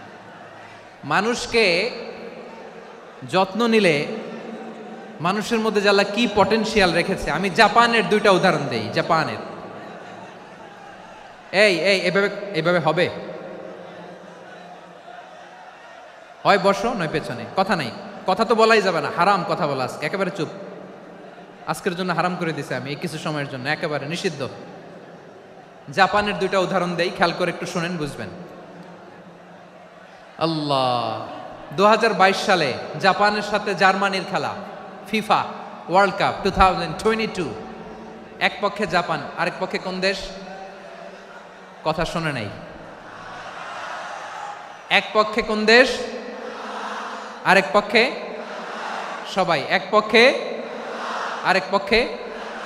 ওই খেলায় জিতেছিল জাপান, জিতেছিল 22 সালের এই ফিফা ওয়ার্ল্ড কাপে। জাপান ফুটবল খেলায় জিতে as a part of their celebration তারা খেলার পরে পুরো স্টেডিয়ামটারে ক্লিন করে, the fan base of Japan. লক্ষ লক্ষ মানুষ খেলা দেখতে যায়, তো এত ডাস্টবিনও তো নাই, তো যারা ডাস্টবিনে জায়গা পায় নাই তারা এই যে চকলেটের প্যাকেট, পানির বোতল, চিপসের প্যাকেট তারা এদিকে সেদিকে রেখে দিয়েছে। জাপানের ভক্তরা, জাপানের ফলোয়াররা as a part of their celebration তারা খেলার পরে পুরো স্টেডিয়ামের সব ময়লা আবর্জনা ক্লিন করে তারপরে বিদায় নিয়েছে। তাদেরকে কি ক্লিন করার দায়িত্ব দেওয়া হয়েছিল? এই যশোর, জাপানের যে ছেলেরা খেলা দেখতে গেছিল ওদেরকে কি ক্লিন করার দায়িত্ব দিছিল? তারা কি স্টেডিয়ামের পরিচ্ছন্নতা কর্মী? তাদের আকল, তাদের সিক্স সেন্স তাদেরকে বলেছে। ছোটবেলা থেকে জাপান গভর্নমেন্ট ওদেরকে এত পরিচ্ছন্নতা শেখায়, ক্লিনলিনেস অ্যাওয়ারনেস ক্যাম্পেইন করায়। ক্লাসে আমি দেখেছি, ক্লাসে নিজের বেঞ্চ নিজে মুছে, ক্লাসের মাঝখানে একটা সময় দেয়, নিজের টেবিল নিজে মুছে, নিজের ক্লাসরুমটা নিজে পরিষ্কার করে। রাস্তাঘাটে একটা ধুলা নাই, ময়লা নাই, একটা টিস্যু নাই। খেলার পরে গোটা বিশ্বকে তাক লাগিয়ে দিয়েছে। জাপানের ফ্যানরা সবার রেখে যাওয়া গার্বেজ, টিস্যু, বোতল পরিষ্কার করে তারপরে স্টেডিয়াম থেকে বিদায় নিয়েছে। আমরা কেন এমন হইতে পারলাম না? আমরা কেন এমন হইতে পারলাম না? জাপানের যারা এগুলো করছে ওদের 3টা করে চোখ না? চোখ তো 3টা, জাপানো লাগো, জাপানো লাগো, হাত তো 4টা, কান তো 6টা। হ্যাঁ, নাকি আমার মতো 2 হাত 2 কানালা মানুষ? চোখে দেখলে ওটা মানুষ না। চিন্তা করছেন? তার মানে জাপানিজদেরকে যে গ্রুমিং করে শিখানোর মাধ্যমে পরিচ্ছন্ন বানানো গেছে, ওরা যেমনি মানুষ আমরাও মানুষ। আমাদের সন্তানদেরকে শেখালে তারাও পারবে, পারবে কিনা? 2 নম্বর উদাহরণ বলি। চট্টগ্রাম ফেনীতে যারা গিয়েছেন, মেঘনা গোমতী ব্রিজ প্রকল্প নাম শুনছেন? মেঘনা একটা ব্রিজ পার হওয়া লাগে। এই মেঘনা গোমতী, এখানে 3টা ব্রিজ কাঁচপুর সহ, এই 3টা ব্রিজের নির্মাণ কাজ, রেনোভেশনের কাজ দেয়া হয়েছিল জাপানের একটা কোম্পানিকে। কাকে? জাপানের কোম্পানির নির্মাণ শেষে 738 কোটি টাকা বেঁচে গেছিল, এটা গভর্নমেন্টের হাতে দিয়ে তারা বিদায় নিয়েছে। কত টাকা? 738 কোটি টাকা। যত প্রাক্কলিত ব্যয় নির্ধারণ করা হয়েছে সব টাকা সরকার, তৎকালীন সরকার 2019-এর সরকার, কারা ছিল তো জানেন? এই 2019-এর সরকার তাদেরকে দিয়েছে। তারা রিনোভেশন নির্মাণ শেষে 738 কোটি টাকা অতিরিক্ত বেঁচে গেছিল, এটা আবার গভর্নমেন্টের হাতে বুঝাই দিয়ে তারা বিদায় নিচ্ছে। আমরা কেন এমন হইতে পারলাম না? জাপানের ওরাও মানুষ, আমরাও মানুষ, তার মানে মানুষে মানুষে পার্থক্য আছে না নাই? আচ্ছা, জাপানের 2টা উদাহরণ দিলাম, এবার আমার দেশের 2টা উদাহরণ দিব না? বাংলাদেশের 2টা উদাহরণ দিই। 1 নম্বর উদাহরণ, গত সপ্তাহে আপনারা জানেন কক্সবাজার আমার একটা প্রোগ্রাম ছিল, তো হেলিকপ্টারে গিয়েছিলাম। ফেনী জেলা যখন পার হচ্ছি আমি দেখলাম 3টা উইন্ডমিল চিনেন তো? বিশাল পিলার, 3টা 4টা পাখা থাকে। বায়ু বিদ্যুৎ কেন্দ্র, বাংলাদেশের প্রথম বায়ু বিদ্যুৎ কেন্দ্র এটা। মুহুরী প্রজেক্ট বলে এটার, সম্ভবত মুহুরী প্রজেক্ট। তো সাগরের বাতাসের ঝাপটায় এটা ঘুরে এনার্জি হয়, ইলেকট্রিসিটি উৎপাদন হয়। তো আমি পাইলটকে বললাম, ভাই এগুলো থেকে কেমন ইলেকট্রিসিটি উৎপাদন হয়? কয় হুজুর একটুও হয় না, কিছুই হয় না। কিছুই হয় না মানে? বলে হুজুর বাংলাদেশে যত উইন্ডমিল আছে এটার পাখা একটাও ঘুরে না। আল্লাহ, বলেন কি? তাহলে এই যে কোটি কোটি টাকা ব্যয় করে যে উইন্ডমিল, কয় হুজুর ভিতরে ফিটফাট, উপরে ফিটফাট, ভিতরে সদরঘাট। তার মানে কোটি কোটি টাকা দিয়ে এই উইন্ডমিল বানায়, এখানে কিছু নাই। দুর্নীতির আড্ডাখানা, আখড়াখানা বাংলাদেশ, ঠিক কিনা বলেন? হায় রে, জাপানিজরাও মানুষ, আমরাও মানুষ। আমার এক নিকটাত্মীয় সরকারি চাকরিজীবী, উনি আমাকে বললেন, বাংলাদেশের আরেকটা উদাহরণ দেখি। উনি আমাকে বললেন যে প্রতি বছর আমাদের অফিসের ফার্নিচার চেঞ্জ করে। আমি বললাম প্রতি বছর ফার্নিচার চেঞ্জ করে কেন? বলে যে ফার্নিচার নতুন পারচেজ করলেই তো ওইখানে টাকা, নতুন কিনতে পারলেই টাকা, নতুন উন্নয়নের সবক শোনাতে পারলেই টাকা। প্রথম আলোর রিপোর্ট, কি আলো? প্রথম আলোর রিপোর্ট, গত 15 বছরে উন্নয়নের নামে লুটপাট হয়েছে প্রায় 3.25 লাখ কোটি টাকা। কার রিপোর্ট? আমাদের বানানো কথা। প্রথম আলোর রিপোর্ট। গত 15 বছরে কারা ছিল জানেন তো? হ্যাঁ, শুধু ওনাদেরকেই দোষ দিয়ে লাভ নাই। স্বাধীনতার পর থেকে শুধু শাসকের হাত বদল হয়েছে, আমরা কিছু পাই নাই, ঠিক কিনা বলেন? শুধু ওনাদের দোষ দিয়ে কি লাভ? একদল খাইছে, আরেক দল খাওয়ার জন্য রেডি হয়ে আছে। আমরা এরকম চাই না, জনগণকে ফুটপাতে বসাই দিস। প্রিয় ভাইয়েরা, তাহলে জাপানের মানুষও মানুষ, আমরাও মানুষ। সিদ্ধান্ত আপনার, কোন মানুষ হবেন, ভালো মানুষ না খারাপ মানুষ? আজকের আলোচনার বিষয় হচ্ছে মানব সম্পদের উন্নয়ন, human resource development. It's a process to increase the capacity of knowledge, skill, capacity of the people of a country. একটা দেশের মানুষের জ্ঞান, তাদের দক্ষতা কি করে বাড়ানো যায়, বাড়িয়ে দেশের উন্নয়ন করানো যায়, এটাই হচ্ছে মানব সম্পদ উন্নয়নের মূল কথা। তাহলে মানব সম্পদ হচ্ছে একটা দেশের সবচাইতে শক্তিশালী পুঁজি। প্রাকৃতিক সম্পদ, খনিজ সম্পদের চেয়েও দামি হচ্ছে মানব সম্পদ। আমার প্রিয় যশোর, প্রাকৃতিক সম্পদ, খনিজ সম্পদের চেয়ে দামি সম্পদ কি সম্পদ? আল্লাহ তাআলা দয়া করে আমাদেরকে এই মানব সম্পদ দিয়েছেন। আসুন আমাদের এই মানুষগুলোকে আমরা সোনার মানুষ বানাই। রাজি আছেন তো সবাই? রাজি আছেন? মানুষ পারে না এমন কোনো কিছু নাই, চাইলে সব পারে। এজন্য মানুষকে তারবিয়া দিতে হবে, যথাযথভাবে তাদেরকে গড়তে হবে। আসুন আমরা সিরাতের আয়নায় বিশ্বনবীর জীবনী থেকে দেখি তিনি কিভাবে হিউম্যান রিসোর্সকে ম্যানেজ করতেন। যদি আপনাদের সময় হয়, দু একটা উদাহরণ দিয়ে আজকে আমি আমার আলোচনার বিদায় নিব। হবে সময় হবে কয়েক মিনিট? হ্যাঁ, শান্ত থাকবেন তো? শান্ত থাকবা? হ্যাঁ, ঠিক আছে। এই ধাক্কার মধ্যে ঢুকছে, এবার মজা বুঝতেছো তো? হ্যাঁ, মানা করছিলাম না? ঠিক আছে, টের পাও। হ্যাঁ, ঠিক আছে। যে আওয়াজ করবে আমি ওকে দেখতেছি, কে কে আওয়াজ করে দেখতেছি। শেষ কথা, শেষের দিকে চলে আসছি। বিষ্ণু ইসলাম কিভাবে হিউম্যান রিসোর্সকে ম্যানেজ করতেন, মজার কথা আছে কয়েকটা, বলে বিদায় নিব। বিশ্বনবী কিভাবে এই মানব সম্পদকে ম্যানেজ করতেন। বিশ্বনবী, he was a very good talent hunter, চৌকস ট্যালেন্ট হান্টার ছিল। কার মধ্যে কি ট্যালেন্ট আছে দেখলেই বুঝে ফেলতেন। সুবহানাল্লাহ পড়বেন না? কি নবী আমরা পেয়েছি! He was a very good talent hunter. আমার নবী, তিনি চৌকস ট্যালেন্ট হান্টার ছিলেন। কার মধ্যে কি প্রতিভা বের করতেন, ওই প্রতিভাকে ইসলামের কল্যাণে কাজে লাগাতেন। সুবহানাল্লাহ বলেন। যাকে যেই জায়গায় সেট করলে ভালো হবে তাকে ওই জায়গায় সেট করতেন। কয়েকজন সাহাবীর জীবনী শোনাই। আবু মাহজুরা রাদিয়াল্লাহু তাআলা আনহু, মক্কার মুয়াজ্জিন, আগে ছিল মুশরিক, পরে হয়েছে মুমিন। উনি কিভাবে মুমিন হইলেন এই ঘটনাটা একটু আপনাদের শোনাতে চাই। তা আপনাদের তো সময় নাই হাতে। হ্যাঁ, সময় আছে? এই যে এই জেনজি শেষ করে দিল আজকের প্রোগ্রামটা। 1 ঘন্টা ধাক্কা ধাক্কি করে কেমনে দাঁড়ায় আছে আমি বুঝলাম না।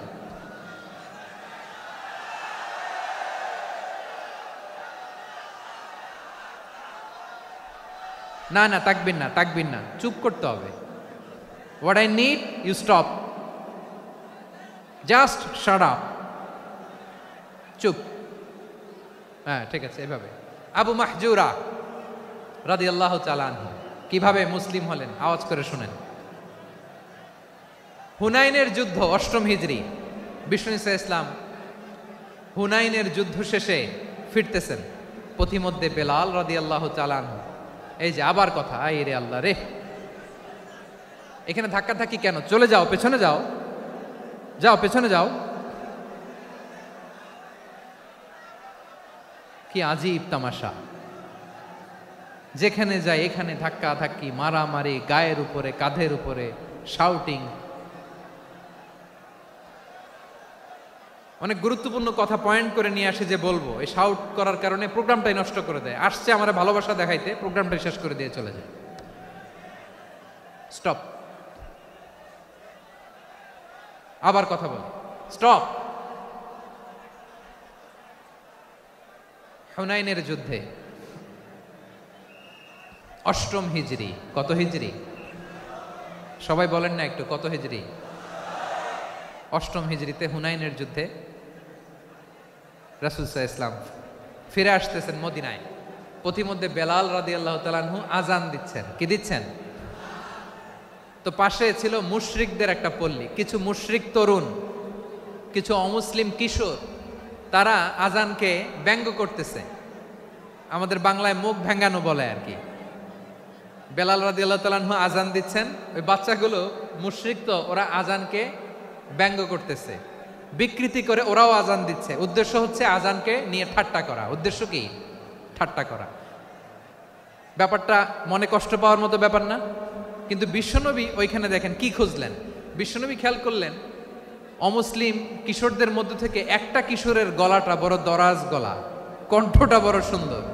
খেয়াল করে দেখলেন যে কিছু কিশোর বেলালের আজানকে ব্যঙ্গ করে, বিকৃতি করে, কিন্তু একজনের কণ্ঠ দেখতে পাচ্ছেন না এত দূরে, কিন্তু কণ্ঠটা বড় সুন্দর, দরাজ গলা। বিশ্বনবী সাহাবীদেরকে বললেন, ধরো এগুলারে, ধরো।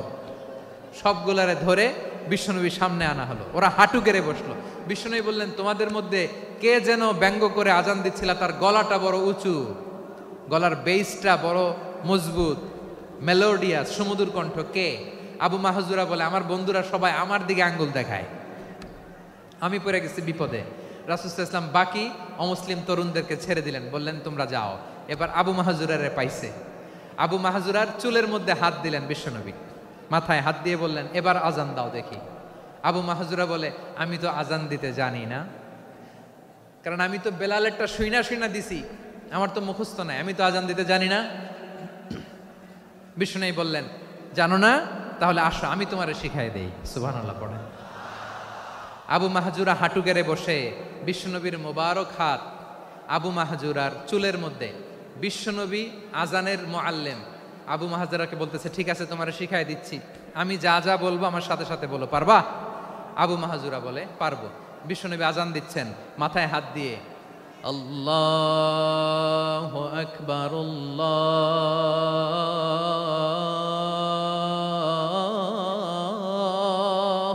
আকবার।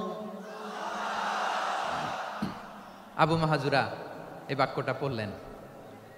বিশ্বনবী দ্বিতীয় বাক্য পড়তে আরম্ভ করলেন, আল্লাহু আকবার, আল্লাহু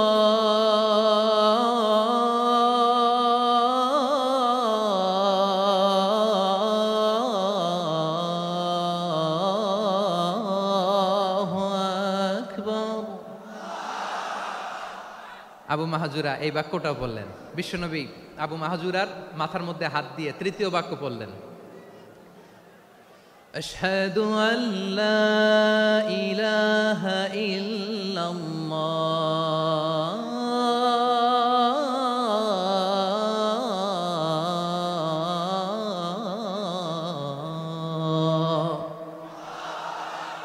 আবু মাহজুরা তৃতীয় বাক্য পড়লেন। বিশ্বনবী একটা বাক্য পরে আবু মাহজুরা পড়ে, বিশ্বনবী পরে আবু মাহজুরা পড়ে। আবু মাহজুরা কিন্তু অমুসলিম, মুশরিক। আবু মাহজুরা বলে, এক একটা বাক্য পড়ি আমার কলিজাটা গলে ঠান্ডা হয়ে যায়। এতদিন মোহাম্মদকে গালি দিতাম, এখন মোহাম্মদ আমার মাথায় যখন হাত রাখছে আমার সারা শরীর ঠান্ডা হয়ে গেছে। বিশ্বনবী আজান শিখাচ্ছেন, একটা একটা বাক্য পড়ে আবু মাহজুরাও পড়ে, বিশ্বনবী পড়ে, আবু মাহজুরাও পড়ে। পুরো বাক্যগুলো যখন শেষ, আজান শেষ, আবু মাহজুরাও যখন পুরো আজান পড়লেন, আবু মাহজুরা বললেন, এতদিন মোহাম্মদের চেহারা দেখলে আমার ঘৃণা লাগতো, আজ থেকে মোহাম্মদের চেহারার চেয়ে প্রিয় চেহারা আমার কাছে নাই।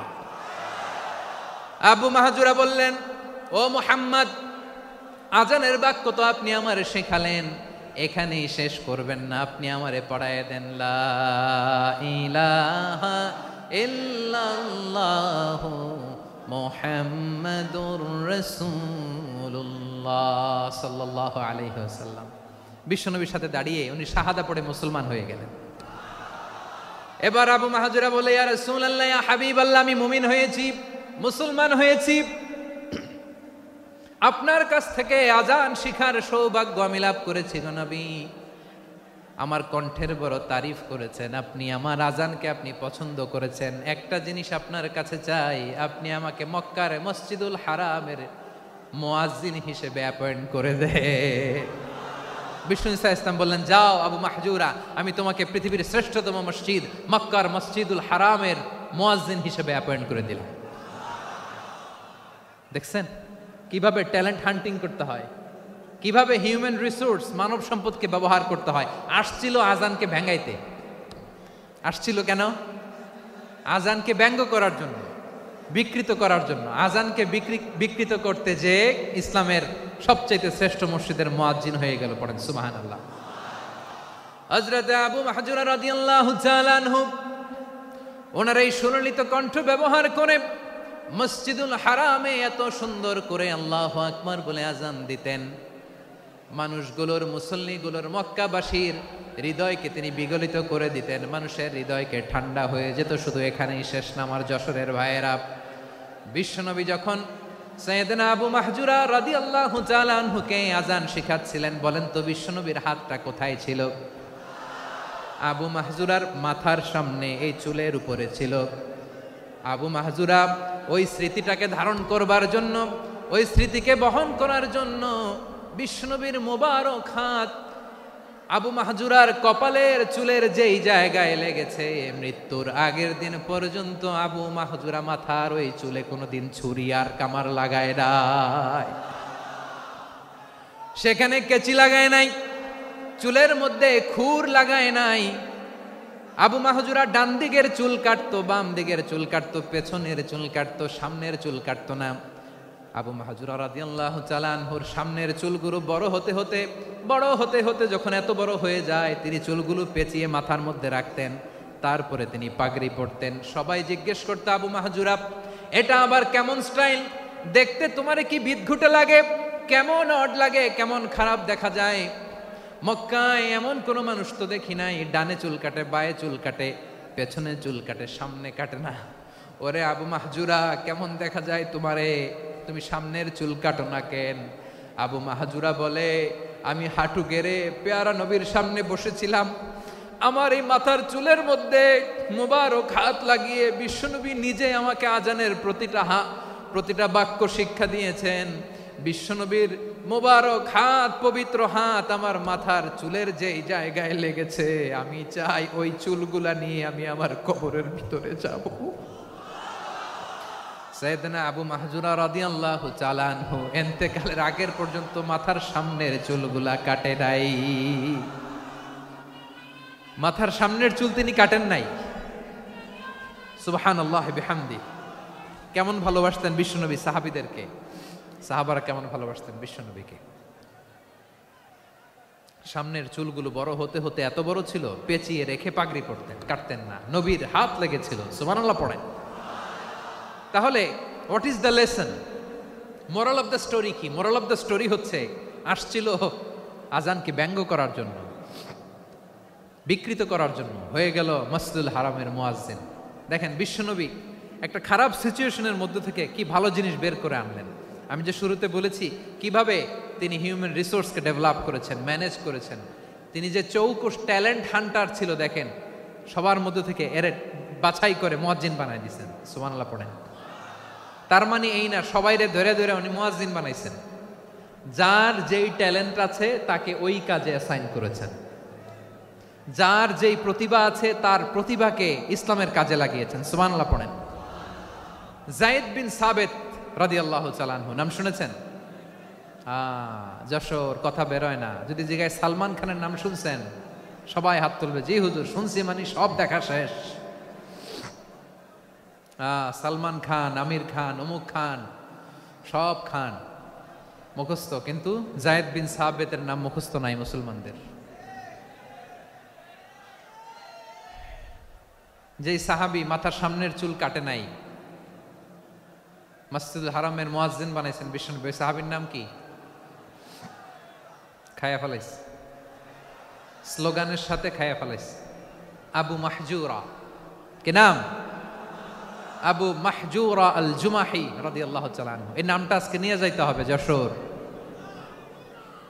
আবু মাহজুরা রাদিয়াল্লাহু তাআলা আনহু। 2 নম্বরে বলছিলাম যায়েদ বিন সাবিত রাদিয়াল্লাহু তাআলা আনহু।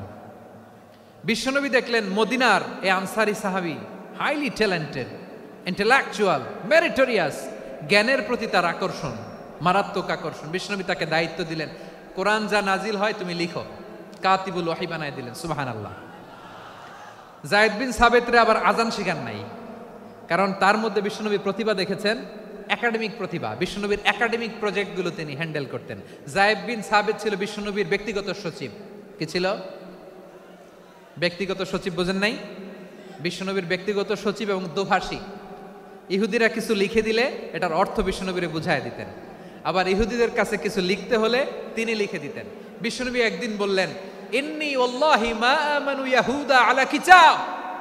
ইহুদিরা যে চিঠি পাঠায় অর্থ তো বুঝি না, আরেক ইহুদি আইনে অর্থ করা লাগে। আবার ইহুদিদের কাছে কিছু লিখে পাঠাইতে চাইলে আমরা তো লিখতে পারি না, ইহুদিরে দিয়ে লেখা লাগে। ওরা যে পয়রা শোনায় লিখে দেয়, আমি ওদের বিশ্বাস করি না। আমার নিজের একজন লোক দরকার। বিশ্বনবী এই যায়েদ বিন সাবিতকে চুজ করলেন ল্যাঙ্গুয়েজের জন্য। উনি বললেন, যায়েদ, তোমার সফট স্কিলকে ডেভেলপ করতে হবে, তুমি হিব্রু ল্যাঙ্গুয়েজ শিখে ফেলো।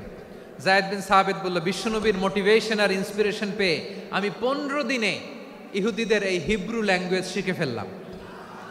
শুধু শিখে ফেললাম না, হাত্তা হাদিকতু, even I became master in the language. এই ভাষা আমি পারদর্শী হয়ে গেলাম। এরপরে ইহুদিরা চিঠি লিখে পাঠালে আর কোনো ইহুদি ডাকা লাগতো না, আমি নবীর এটার অর্থ শুনে পরে বুঝায় দিতাম। আবার ইহুদিদের কাছে চিঠি লেখা লাগলে আমি যায়েদ বিন সাবিত চিঠি লিখে দিতাম। সুবহানাল্লাহ। দেখেন, এত সাহাবীর মধ্য থেকে বিশ্বনবীর একাডেমিক প্রজেক্ট, ব্যক্তিগত সচিব, দোভাষী হিসেবে তিনি যায়েদ বিন সাবিতের মতো তরুণকে নির্বাচিত করেছেন। কেমন ট্যালেন্ট হান্টার ছিল আমার নবী। সুবহানাল্লাহ পড়বেন না? বিশ্বনবীর ইন্তেকালের পরে সাইয়েদনা আবু বকর রাদিয়াল্লাহু তাআলা আনহু যখন খলিফা হয়ে আসলেন, কোরআনকে সংকলনের দায়িত্ব দেয়া লাগবে, কোন সাহাবীকে দিবেন? সব সাহাবারা মিলে পরামর্শ করলেন।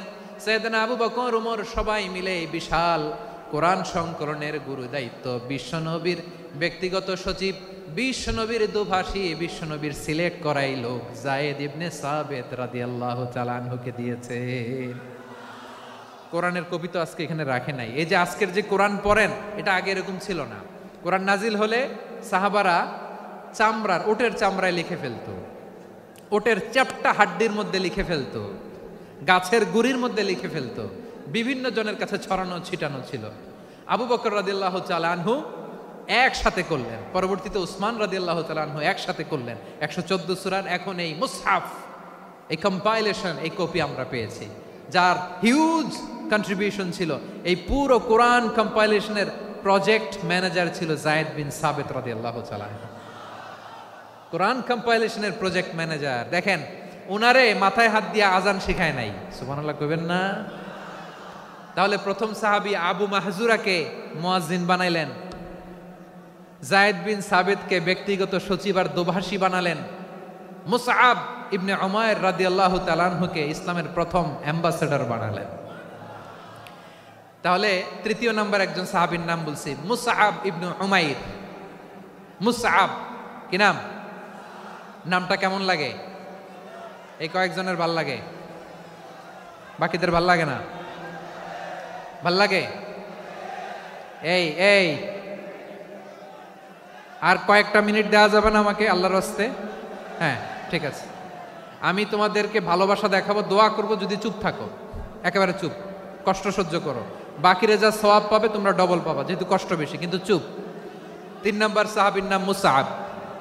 এই ধাক্কাধাক্কি কেন? ধাক্কাধাক্কি কেন রে ভাই?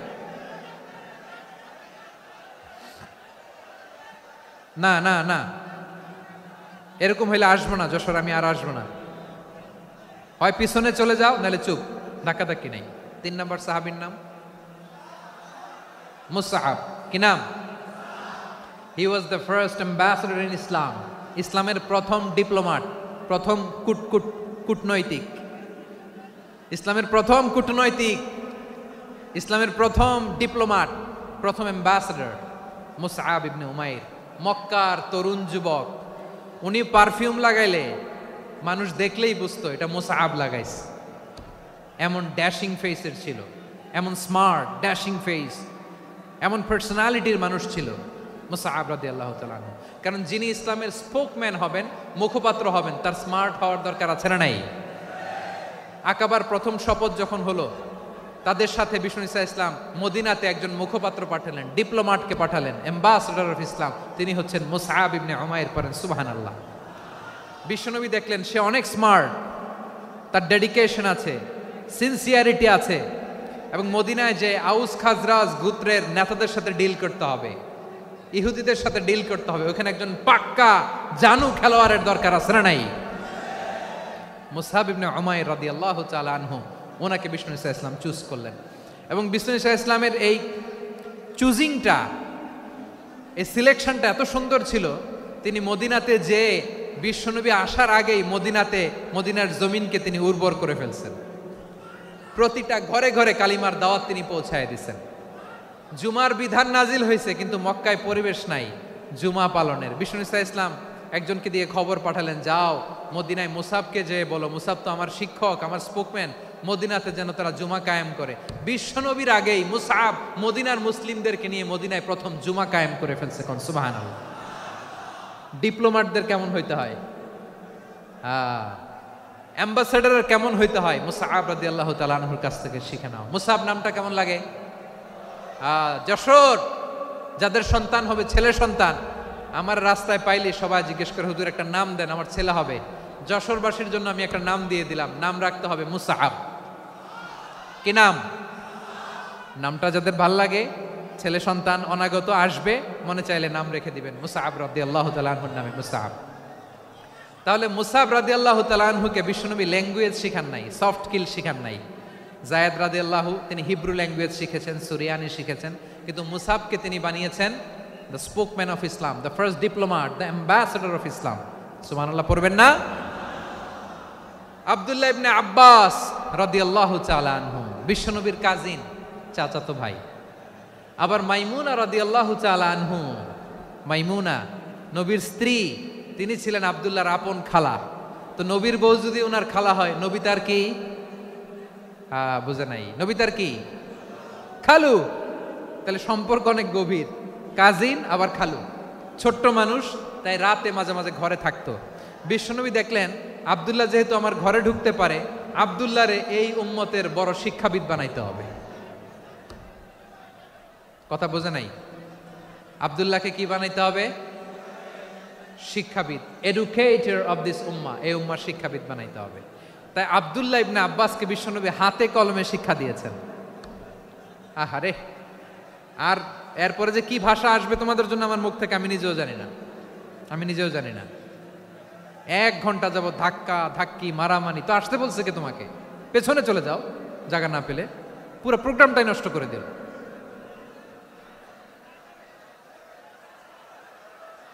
জি, আমার দিকে তাকান, আমি শেষ করে দিচ্ছি। হবে না, ইন্টেলেকচুয়াল আলোচনা এখানে হবে না, আমি বুঝতে পারছি, আমি শেষ করে দিচ্ছি। আব্দুল্লাহ ইবনে আব্বাস রাদিয়াল্লাহু তাআলা আনহু, মনোযোগ দিয়ে কয়েকটা মিনিট শুনুন, আমি এখনই শেষ করে দিচ্ছি, এরপর আওয়াজ করবে। এই যে এগুলো কি আমি বুঝলাম না। আমি বললাম না সব করা যাবে, বসে যাও, শুয়ে যাও, চলে যাও, আওয়াজ করা যাবে না। অন্যকে বসো এটাও বলার দরকার নেই, জাস্ট এদিকে তাকাও। আল্লাহ। আব্দুল্লাহ ইবনে আব্বাস রাদিয়াল্লাহু তাআলা আনহু, ওনাকে বিশ্বনবী হাতে কলমে শিক্ষা দিয়েছেন, যেহেতু উম্মতের শিক্ষাবিদ হবেন, এডুকেটর হবেন। তো বিশ্বনবী রাতে যখন তাহাজ্জুদ পড়তেন, ছোট্ট আব্দুল্লাহ ঘরে থাকতো। বুঝতে পেরেছেন? ছোট্ট মানুষ তো ঘরে থাকতো। তো বিশ্বনবী তাহাজ্জুদের জন্য একবার দাঁড়িয়েছেন, ছোট্ট আব্দুল্লাহ ওযু করে দাঁড়াইছে। আচ্ছা বলেন তো, ইমাম আর মুসল্লি মোট যদি দুইজন হয়, একজন ইমাম একজন মুসল্লি, তো মুসল্লি ইমামের কোন দিকে দাঁড়াবে? ডানে দাঁড়াবে। ছোট্ট আব্দুল্লাহ বোঝে নাই, বিশ্বনবী তাহাজ্জুদ শুরু করেছেন, উনি একতেদা করছেন আর দাঁড়াইছেন বায়ে। কোথায় দাঁড়িয়েছেন? আব্দুল্লাহ বলেন, যখন আমি বায়ে দাঁড়ালাম, আখাযা রাসূলুল্লাহ সাল্লাল্লাহু আলাইহি ওয়াসাল্লাম উযুনি আল ইউমনা ইয়াফতিলুহা, বিশ্বনবী নামাজরত অবস্থায় আমার কান ধরে টেনে আমার ডান দিকে এনে দাঁড় করায় দিলেন। পড়েন সুবহানাল্লাহ। দেখেন, হাতে কলমে শিক্ষা। আর জীবনে ভুল হবে? কথা কয় না, আর ভুল হবে? আর ভুল হবে না। এভাবে বিশ্বনবীর অনেক সঙ্গ পেয়েছেন, সফর করেছেন, একই বাহনে বসেছেন, এক বাহনে বসে লম্বা নসিহত করেছেন, বলেছেন, ইয়া গোলাম ইহফাজিল্লাহ ইয়াহফাজকা, ইহফাজিল্লাহ তাজিদহু তুজাহাক, ইযা সাআলতা ফাসআলিল্লাহ ওয়া ইযা ইসতাআনতা ফাসতাইন বিল্লাহ। আল্লাহর বিধান মানো, আল্লাহর বিধান রক্ষা করো, আল্লাহ তোমায় রক্ষা করবে। আব্দুল্লাহ, চাইতে হলে আল্লাহর কাছে চাও, সাহায্য চাইতে হলে আল্লাহর কাছে সাহায্য চাও। মনে রাখো, গোটা বিশ্বের সবাই যদি তোমার সাহায্য করতে চায়, ততটুকুই করতে পারবে যতটুকু আল্লাহ তোমার নসিবে রেখেছে। গোটা বিশ্ব যদি তোমার বিরুদ্ধে ষড়যন্ত্রে দাঁড়িয়ে যায়, ক্ষতি ততটুকু করতে পারবে যতটুকু তোমার জন্য বরাদ্দ আছে, এর বাইরে কিছু করতে পারবে না। আওয়াজ করে বলেন ঠিক কিনা? এভাবে হাতে কলমে শিখিয়েছেন, বিশ্বনবীর সঙ্গ পেয়েছেন। ওনাকে বিষ্ণু ইসা ইসলাম শিক্ষাবিদ, এডুকেটর অফ দিস উম্মাহ হিসেবে সিলেক্ট করেছেন, হাতে কলমে শিখিয়েছেন। বিশ্বনবী একবার প্রকৃতির ডাকে সাড়া দিয়ে এসেছেন, এখন কি করতে হবে? নামাজের জন্য অজু করতে হবে। বিশ্বনবী এসেই দেখেন অজুর বদনায় পানি ভরা, খুশি হয়ে গেলেন, বললেন, কে রেখেছে পানি? একজন বলল, আব্দুল্লাহ রেখেছে। বিশ্বনবী অত্যন্ত খুশি হলেন, খুশি হয়ে একটা দোয়া করলেন, বললেন, আল্লাহুম্মা ফাক্কিহু ফিদ্দীন ওয়া আল্লিমহু তা'ওয়ীল, আল্লাহ তুমি আব্দুল্লাহকে দ্বীনের বুঝ দিও আর কোরআনের তাফসির শিক্ষা দিও। বিশ্বনবীর এই দোয়া এমন লাগছে, উনি রাইসুল মুফাসসিরিন, এই পৃথিবীতে যত মুফাসসির ছিল, যত মুফাসসির আসবে, সকল মুফাসসিরের সম্রাট হিসেবে স্বীকৃত হয়েছেন আব্দুল্লাহ ইবনে আব্বাস। বিশ্বনবী ওনারে আজান শিখান নাই, বিশ্বনবী ওনারে ল্যাঙ্গুয়েজ শিখান নাই, বিশ্বনবী ওনারে অ্যাম্বাসাডর বানান নাই, হাতে কলমে শিক্ষা দিয়েছেন। ছোট্ট মানুষ, বিশ্বনবী ইন্তেকাল করলেন, আবু বকরের সময় গেল, ওমরে ফারুকের খেলাফত, তখনও তিনি তরুণ। ওমরে ফারুক রাদিয়াল্লাহু তাআলা আনহু ওনার ক্যাবিনেট মিনিস্ট্রির বৈঠকে এই আব্দুল্লাহ ইবনে আব্বাসকে পাশ দিয়ে বসায় রাখতেন। বয়স্ক সাহাবারা এটা পছন্দ করতো না, তারা বলতো, ঘটনা কি? আব্দুল্লাহর মতো ছেলে নাতি আমাদের আছে, এরা কেন রাখে ওমরে ফারুক? ওমরে ফারুক এটা টের পেলেন, তিনি বুঝতে পারলেন যে ক্যাবিনেট মেম্বাররা এটা পছন্দ করে না, ছোট্ট আব্দুল্লাহরা কেন রাখি, কেন যে রাখি, এটা একদিন বুঝাবো। একদিন মিটিংয়ে তিনি সবাইকে বললেন, ইদা জাআ নাসরুল্লাহি ওয়াল ফাতহ, এই আয়াত দ্বারা উদ্দেশ্য কি বলেন তো মুরব্বী সাহাবীরা? এক সাহাবী বলেন, এই সূরা দ্বারা উদ্দেশ্য, আল্লাহ বলেছেন আমাদেরকে বিভিন্ন ল্যান্ড, বিভিন্ন এলাকা বিজয় করতে হবে। ওমরে ফারুক বললেন, না, হয়নি। আরেকজন বললেন, বিজয় হওয়ার পর আমাদের বেশি বেশি আল্লাহর বরত্বের ঘোষণা দিতে হবে, এটা উদ্দেশ্য। ওমরে ফারুক বললেন, না, হয় নাই। যারে জিজ্ঞেস করেন কেউ পারে না। সব শেষে বিশ্বনবী ছোট্ট আব্দুল্লাহরে বলেন, আব্দুল্লাহ, ইদা জাআ নাসরুল্লাহি ওয়াল ফাতহ, এর দ্বারা উদ্দেশ্য কি বলো তো? ছোট্ট আব্দুল্লাহ বলেন, হুয়া আজালু রাসূলিল্লাহ, এই আয়াত দ্বারা বিশ্বনবীর বিদায়কে উদ্দেশ্য নেওয়া হয়েছে। ওমরে ফারুক বললেন, হাযা হুয়া, এটাই তো সঠিক উত্তর, এটাই সঠিক তাফসীর এই আয়াতের। কারণ ইদা জাআ নাসরুল্লাহি ওয়াল ফাতহ, যখন আল্লাহর সাহায্য আর বিজয় আসবে, ওয়া রাআইতান নাসা ইয়াদখুলুনা ফি দীনিল্লাহি আফওয়াজা, আপনি দেখবেন দলে দলে, ঢলে ঢলে, বানের পানির মতো মানুষ ইসলামের দিকে ঢুকতেছে, ইসলামের বিজয় হয়েছে। তো ইসলামের বিজয়ের মিশন নিয়ে নবী আসছে, বিজয়ী যখন হয়ে গেছে, এখন তো নবীর বিদায় হবে। জোরে বলেন ঠিক কিনা? কোন সাহাবী এই সূক্ষ্ম কথাটা ধরতে পারে নাই, ওই আব্দুল্লাহ ছাড়া। আব্দুল্লাহ যখন উত্তর দিছে, সব সাহাবীদের টনক নড়েছে। এরপর থেকে কোনো ক্যাবিনেট মিটিংয়ে আর কোনো সাহাবারা কোনো প্রশ্ন করে নাই। আওয়াজ করে পড়েন সুবহানাল্লাহ। বিশ্বনবী আব্দুল্লাহ ইবনে আব্বাসকে দ্য এডুকেটর অফ দ্য উম্মাহ, উম্মার শিক্ষাবিদ হিসেবে গ্রহণ করেছেন। আওয়াজ করে পড়তে হবে আল্লাহু আকবার। সাহাবীদের নামগুলো মনে থাকবে? এক নম্বরে আবু মাহজুরা, মুয়াজ্জিন বানাইছেন। যায়েদ ইবনে সাবিত, দোভাষী, ট্রান্সলেটর অফ প্রফেট, এবং তিনি ছিলেন বিশ্বনবীর ব্যক্তিগত সচিব। মুসআব ইবনে উমাইর, the first ambassador and diplomat of Islam. আব্দুল্লাহ ইবনে আব্বাস, এই উম্মার সবচেয়ে বড় এডুকেটর, শিক্ষাবিদ। আরেকজন ছিল আব্দুল্লাহ ইবনে মাসউদ রাদিয়াল্লাহু তাআলা। দুই আব্দুল্লাহ, আব্বাস গেল, আরেকজন হচ্ছে মাসউদ। মক্কার তরুণ, ছাগল পালতো মুশরিকের, বিশ্বনবী আর আবু বকর রাদিয়াল্লাহু তাআলা আনহু একবার গেলেন, যে দেখে এই তরুণ দাঁড়ায় আছে। বিশ্বনবী বলেন, আমি খুব ক্ষুধার্ত, তোমার কাছে কি দুধ আছে ছাগলের? আব্দুল্লাহ আছে, ওয়ালাকিন আনা মু'তামান, কিন্তু যে দুধ আছে এটা আমানতের, আমি দিতে পারবো না। বিশ্বনবী এইটা শুনেই তারা টার্গেট করে ফেলছে। আনা মু'তামান, দুধ আছে কিন্তু এটা আমার মালিকের, আমি তো দরদ দেখায় আমার মালিকের দুধ আপনি পথিক, আপনারে দিতে পারি না। বিশ্বনবী টার্গেট করে ফেলছেন, এরে আমার কাজে লাগাইতে হবে। বিশ্বনবী বললেন, আচ্ছা ঠিক আছে, দুধ দিও না, কিন্তু এমন ছাগি আছে কিনা যেই ছাগির সাথে কোনো ছাগলের মিলন হয় নাই, তার ওলানে দুধও আসে নাই, বাচ্চাও নাই, এরকম ছাগির থেকে যদি আমি দুধ খাই তাহলে তো সমস্যা নাই। বলতেছে, এরকম ছাগির থেকে দুধ খাইলে সমস্যা নাই, কারণ এরকম ছাগির ওলান থেকে দুধ আসবেও না। বলতেছে, ঠিক আছে, এরকম একটা ছাগি নিয়ে আসা হলো। বিশ্বনবী বিসমিল্লাহ বলে ওই ছাগির ওলানে হাত দিলেন। হাত দিতে দেরি, পুরো ওলানটা দুধে ভরে যেতে দেরি হয় না। বিশ্বনবী আর আবু বকর রাদিয়াল্লাহু তাআলা আনহু দহন করে পেট ভরে খেলেন। এই দৃশ্য আব্দুল্লাহ ইবনে মাসউদের হৃদয়ে দাগ কাটলো। এই মুজিজা দেখে তিনি বললেন, আশহাদু আল্লা ইলাহা ইল্লাল্লাহ ওয়া আশহাদু আন্না মুহাম্মাদুর রাসূলুল্লাহ। তিনি ষষ্ঠ মুসলিম ছিলেন, 6 নম্বর মুসলমান। ওনাকে টার্গেট করে বিশ্বনবী দেখলেন এমন ইন্টেলেকচুয়াল ব্রেন, উনি সূক্ষ্ম সূক্ষ্ম জিনিস বুঝে বেশি, ফিকহি জ্ঞান ওনার মধ্যে বেশি। বিশ্বনবী ওনাকে কোরআনের জ্ঞান শিক্ষা দিতে লাগলেন। উনি বিশ্বনবী সবার কাছে কোরআন শোনায়, কিন্তু বিশ্বনবী নিজে আব্দুল্লাহ ইবনে মাসউদের কাছ থেকে কোরআন শুনতো। বিশ্বনবী একবার বললেন, ইকরা আলাইয়া ইয়া মাসউদ। ইবনে মাসউদ, একবার শোনাও তো কোরআন দেখি। আব্দুল্লাহ ইবনে মাসউদ বলে, আকরাউ আলাইকা ওয়া আলাইকা উনজিল। নবী, আপনার উপর কোরআন নাজিল হয় আর আমি আপনার সামনে কোরআন পড়ব। বিশ্বনবী বললেন, ইন্নী উহিব্বু আন আসমাআহু মিন গায়রি। আমি নিজে পড়তে যেমনি ভালোবাসি, অন্যে পড়ুক আমি শুনবো, এটাও আমি ভালোবাসি। সূরা নিসা তিনি তেলাওয়াত করে শুনিয়েছেন। এমন সূক্ষ্ম সূক্ষ্ম বিষয় বিশ্বনবী উনাকে ধরিয়ে দিয়েছেন। উনি হয়ে গিয়েছেন, আব্দুল্লাহ ইবনে আব্বাস হয়েছেন রাইসুল মুফাসসিরিন, উনি হয়ে গিয়েছেন ফাকিহুল উম্মাহ। ওনার চাইতে বড় ফকি এই পৃথিবী আর দেখবে না। চিল্লায় বলেন সুবহানাল্লাহ। উনি বলতেন, ওয়াল্লাহি ওয়াল্লাহি ইল্লাযী লা ইলাহা গায়রু মা উনজিলাত সূরাতুন ইল্লা ওয়া আনা আ'লামু আইনা উনজিলাত ওয়া ফীমা উনজিলাত। বিশ্বনবী এমন ভাবে কোরআনের দার্স আমাকে দিয়েছেন, কোরআনে যত সূরা নাজিল হয়েছে, যেখানে নাজিল হোক না কেন আমি জানি এটা কোথায় নাজিল হয়েছে এবং কোন প্রেক্ষাপটে নাজিল হয়েছে। এমন একটা সূরা নাই যে সূরার কোথায় নাজিল হয়েছে আমি মাসুদের জানা নাই, কোন প্রেক্ষাপটে নাজিল হয়েছে আমার জানা নাই। এরকম ঘটবে না। চিল্লায় বলেন আল্লাহু আকবার। এই আব্দুল্লাহ ইবনে মাসউদ রাদিয়াল্লাহু তাআলা আনহু ওমরে ফারুকের সময় কুফার চিফ জাস্টিস ছিলেন। কুফা নগরীর চিফ জাস্টিস বুঝেন নাই? বিচারপতি। কি ছিলেন? সবাই বলে নাই, কি ছিলেন? বিচারপতি ছিলেন।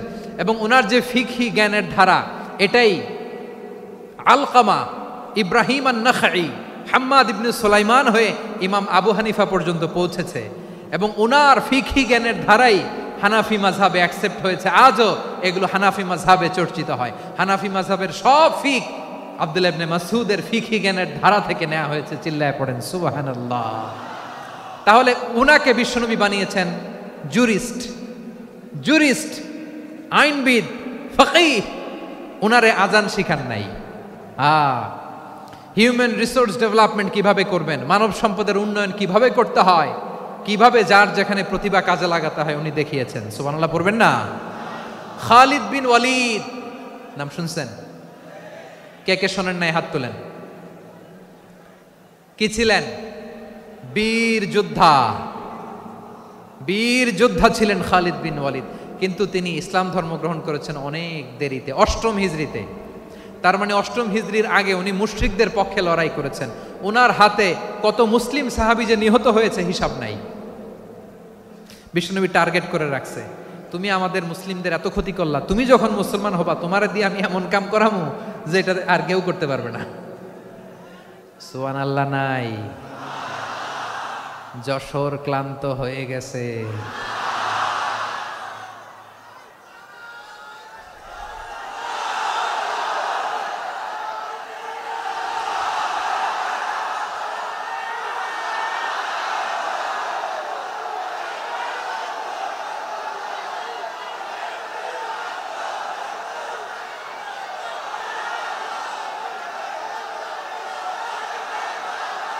মাশাআল্লাহ, বসুন।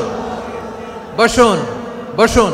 খালিদ বিন ওয়ালিদ রাদিয়াল্লাহু তাআলা আনহু 8ম হিজরিতে মুসলিম হয়েছেন, মক্কা বিজয়ের আগে। তো মক্কা বিজয়ের আগে যখন মুসলিম হয়েছেন, এর আগে কি করছেন? কাফিরদের সাথে যুদ্ধ করেছেন। উনি উহুদের যুদ্ধে মুসলমানদের যে পরাজয় ভাব, কঠিন পরিস্থিতির মুখোমুখি উনার কারণে পেছন থেকে এমন আতর্কিত আক্রমণ করেছেন, মুসলমানদেরকে কচুকাটা করেছেন। 8ম হিজরিতে আল্লাহ তাআলা হেদায়েতের নূর দিয়ে ওনার হৃদয়টাকে উজালা করে দিলেন। লা ইলাহা, এটা এমন বাণী যার হৃদয়ে একবার টাচ খাবে, এইটা থেকে সে আর পালিয়ে বেড়াতে পারে। ঝিনুকের ভেতর লুকিয়ে থাকে যেমন মতি, ঝিনুকের ভেতর লুকিয়ে থাকে যেমন মতি, কলমা শাহাদাতে আছে আল্লাহর জ্যোতি, কলমা শাহাদাতে আছে আল্লাহর জ্যোতি। ঠিক কিনা বলেন? মক্কা বিজয়ের আগে মুসলিম হলেন, হওয়ার পরেই বিশ্বনবীর টার্গেট ফুলফিল হলো। ওই যে টার্গেট করে রেখেছেন আর দোয়া করেছেন, খালিদ বিন ওয়ালিদ যদি মুসলিম হয় তাকে আমি মিলিটারি চিফ বানাবো। ওনাকে আজান শিখান নাই, ওনারে কান ধইরা নামাজের এই মাথা থেকে ওই মাথা আনান নাই, ফিকহি কোরআনের সূক্ষ্ম তাফসীর ওনারে শিখান নাই, অ্যাম্বাসেডর বানান নাই। বিষ্ণু ইসলাম উনাকে সামরিক অভিযানে প্রেরণ করেছেন। সামরিক অভিযানে তিনি প্রেরণ করেছেন। উনার জীবদ্দশায় উনার নেতৃত্বে যতগুলো যুদ্ধ হয়েছে, একটা যুদ্ধেও তিনি পরাজয় বরণ করেন নাই। ওমরে ফারুকের সময়কালে তিনি চিফ অফ মুসলিম মিলিটারি, মানে মুসলিম সেনাপতি হয়েছেন। যশোর আওয়াজ করো, ঠিক কিনা বলো? সেনাপতি, মুসলিম সেনাপতি। তাহলে কিভাবে হিউম্যান রিসোর্স ব্যবহার করতে হয় গোটা বিশ্ব আমার নবীর কাছ থেকে শিখে নাও। খালিদ বিন ওয়ালিদ, ওনাকে বিশ্বনবী একটা উপাধি দিয়েছেন। উপাধিটা হচ্ছে সাইফুল্লাহিল মাসলুল, আল্লাহর নাঙ্গা তরবারি, আল্লাহর খোলা তরবারি, দ্য ওপেন সোর্ড অফ আল্লাহ। খালিদ বিন ওয়ালিদ মুসলিম সেনাপতি। হাসান বিন সাবেত নাম শুনছেন? দেখি উনি কি ছিল বলেন। রাসূলের সভা কবি, কালচারাল হিজিমনিকে ডিফিট করার জন্য। উনি ভালো অস্ত্র চালানো জানতেন না, ওই কাজে উনি যেতেন না। ওনার ছিল কাব্য প্রতিভা। কাব্য প্রতিভা, কাফিররা কবিতা দিয়ে নবীকে গালি দিত। বিশ্বনবী বলতেন, ইয়া হাসান আজিব আন রাসূলিল্লাহ, তুমি নবীর হয়ে কাফেরদের এই কথাগুলোর জবাব দাও। বিশ্বনবীর একটা মিম্বার ছিল। বিশ্বনবীর মিম্বারের পাশাপাশি মসজিদে নববীতে এই হাসান বিন সাবেতের জন্য বিশ্বনবী একটা স্পেশাল মিম্বার বানিয়ে দিয়েছেন। এখান থেকে তুমি জবাব দাও। এবং বিশ্বনবী বলেছেন, আল্লাহুম্মা আইয়িদহু বিরূহিল কুদুস। আল্লাহ, হাসান আমার পক্ষে জবাব দেয়, তুমি জিব্রাইল মারফত তাকে সাহায্য পাঠাইয়া দিও। রাসূল সাল্লাল্লাহু আলাইহি ইসলামের সভা কবি, the poet of the prophet, নবীর কবি। উনি কবিতা দিয়ে, এমন উচ্চাঙ্গের ভাষায় কবিতা দিয়ে তিনি জবাব দিতেন, কাফিরদের গা শিহরে যেত, তাদের হৃদয়ে আগুন ধরে যেত। তাহলে এরকম কবিরও দরকার আছে না নাই? এখন যাকে আল্লাহ দিছে কাব্য প্রতিভা, এরা যদি আপনি যুদ্ধের ময়দানে পাঠান হবে? যারে দিছে সুরেলা গলা, এরা যদি অ্যাম্বাসেডর বানান হবে না। হাসান বিন সাবেত ছিলেন বিষ্ণু ইসলামের কবি। হুযায়ফা ইবনুল ইয়ামান বিশ্বনবীর গোয়েন্দা বিভাগের প্রধান। কিসের প্রধান? হুযায়ফা ইবনুল ইয়ামান। ওনার ছিল ডিটেকটিভ মাইন্ড, ডিটেকটিভ মাইন্ড, গোয়েন্দা বিভাগের প্রধান। এবং উনি হচ্ছেন সাহিবু সিররি রাসূলিল্লাহ, রাসূল সাল্লাল্লাহু আলাইহি ওয়াসাল্লামের গোপন তথ্যের ধারক বাহক। নবীর যেই কথা কেউ জানে না, সব হুযায়ফার পেটের ভিতরে ছিল। সুবহানাল্লাহ পড়েন। মদিনার যত ইহুদিদের একটা লিস্ট ছিল, এই লিস্ট শুধু দুইজন জানতো, বিশ্বনবী আর হুযায়ফা। সুবহানাল্লাহ পড়বেন না? তাহলে ওনাকে কোন দায়িত্ব দিছে? কোন বিভাগ? যশোর আওয়াজ করো, কোন বিভাগ? গোয়েন্দা বিভাগের হেড ছিল। খন্দকের যুদ্ধে প্রচন্ড আজকের মতো শৈত্য প্রবাহ, মাটি খনন করতে করতে সাহাবীদের পেটে ক্ষুধা নাই, দাঁড়াইতে পারে না নামাজের জন্য, এত ক্লান্ত, ক্ষুধা, ক্লান্ত, শ্রান্ত। বিশ্বনবী বললেন, কে আছো? এই কঠিন শীত, এই ভয় আর ক্ষুধার মধ্যেও খন্দকের পরীক্ষার টপকে শত্রু শিবিরে যে আমাকে তথ্য দিবা, কে আছো? কারো গায়ে শক্তিই নাই যে দাঁড়াবে, কেউ দাঁড়ায় না। বিশ্বনবী তখন নিজে হুযায়ফাকে ডাক দিলেন, হুযায়ফা, যে আমাকে আজকে শত্রু শিবিরের তথ্য এনে দিবে, সে জান্নাতে আমার মোরাফাকা, আমার সঙ্গী হবে। হুযায়ফা রাদিয়াল্লাহু ইবনুল ইয়ামান জীবনের ঝুঁকি নিয়ে এই ক্ষুধা, শৈত্য প্রবাহ, কোল্ড ওয়েভসকে উপেক্ষা করে পরীক্ষা টপকে শত্রু শিবিরে যে সবার কথাগুলো চুপে চুপে শুনে বিশ্বনবীর দরবারে এসে গোয়েন্দাদের মতো তথ্য সরবরাহ করেছে। বিশ্বনবীর গোয়েন্দা বিভাগের প্রধান হুযায়ফা ইবনুল ইয়ামান ইন্টেলিজেন্স বিভাগ চালাতেন। মুনাফিকদের নাম ওনার কাছে ছিল। মুআয ইবনে জাবাল মদিনা রাষ্ট্রের সবচেয়ে সিনিয়র আমলা ছিলেন। আমলাতন্ত্র চিনেন তো? প্রশাসনিক কাজ যারা চালায়, অ্যাডমিনিস্ট্রেশন বোঝেন না? The department of administration. মদিনার রাষ্ট্রের সিনিয়র আমলা মুআয ইবনে জাবাল মুতাখাসসিসুন ফিল হালালি ওয়াল হারাম, হালাল হারামের স্পেশালিস্ট ছিলেন। বিশ্বনবী উনাকে ইয়ামানের গভর্নর করে পাঠাইছেন। বলেছেন, ইন্নাকা তা'তি কওমান আহলা কিতাব, এমন গোষ্ঠীর কাছে যাবা এরা ইহুদি নাসারা, আগে শাহাদা পড়লে এরপরে নামাজের দাওয়াত দিও, নামাজ পড়লে যাকাতের দাওয়াত দিও। গভর্নরের অ্যাটিটিউড যেমন থাকে তেমন অ্যাটিটিউড ধরে রেখো। সুবহানাল্লাহ পড়েন। তাহলে মুআয ইবনে জাবালকে দিয়ে বিশ্বনবী কবিতা লেখায় নাই, চিঠি লেখায় নাই, আজান দেওয়ায় নাই।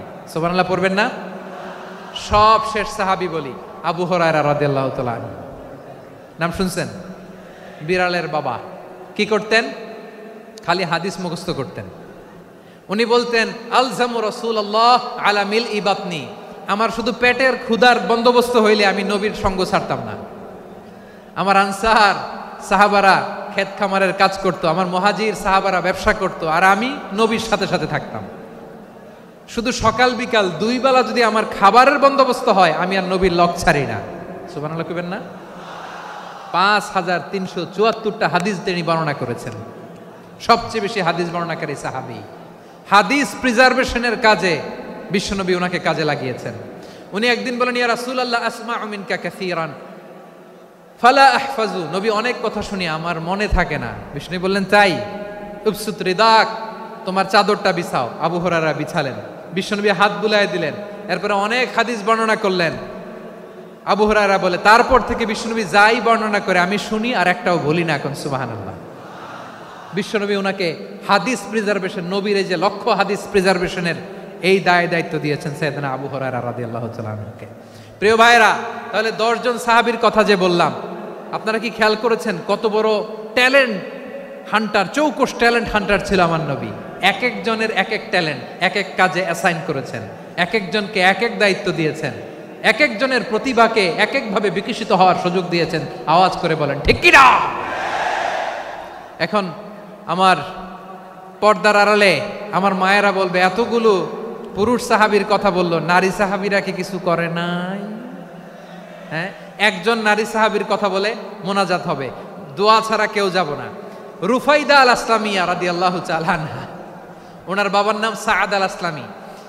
বিশ্বনবী কি খেয়াল করলেন দেখেন, সাআদ ছিল মদিনার বড় ডাক্তার। এই নারী সাহাবী রুফাইদা বাবার কাছ থেকে চিকিৎসা বিদ্যা শিখেছেন। যখন শিখছে, বিশ্বনবী দেখলেন আমার তো প্রতি সপ্তাহে সপ্তাহে যুদ্ধে আহত সাহাবীদের সেবা দিবে কে? বিশ্বনবী রুফাইদাকে বললেন, রুফাইদা তুমি মসজিদে নববীর পাশে একটা মেডিকেল ক্যাম্প করো। এই যে সাকিনা আদ্দিন মেডিকেলের আমার ছাত্রী বন্ধুরা শুনে রাখো, তোমাদের আইকন হচ্ছে এই রুফাইদা আল আসলামিয়া। বিশ্বনবীর ডিরেকশন অনুযায়ী তিনি মসজিদে নববীর পাশে একটা মেডিকেল ক্যাম্প করলেন এবং আহত সাহাবাদের চিকিৎসা উনি ওনার টিম নিয়ে দিতেন। বিশ্বনবীর পরামর্শে উনি আনসারি এবং মুহাজির মহিলা সাহাবীদেরকে নিয়ে একটা স্পেশাল মেডিকেল টিম গঠন করলেন।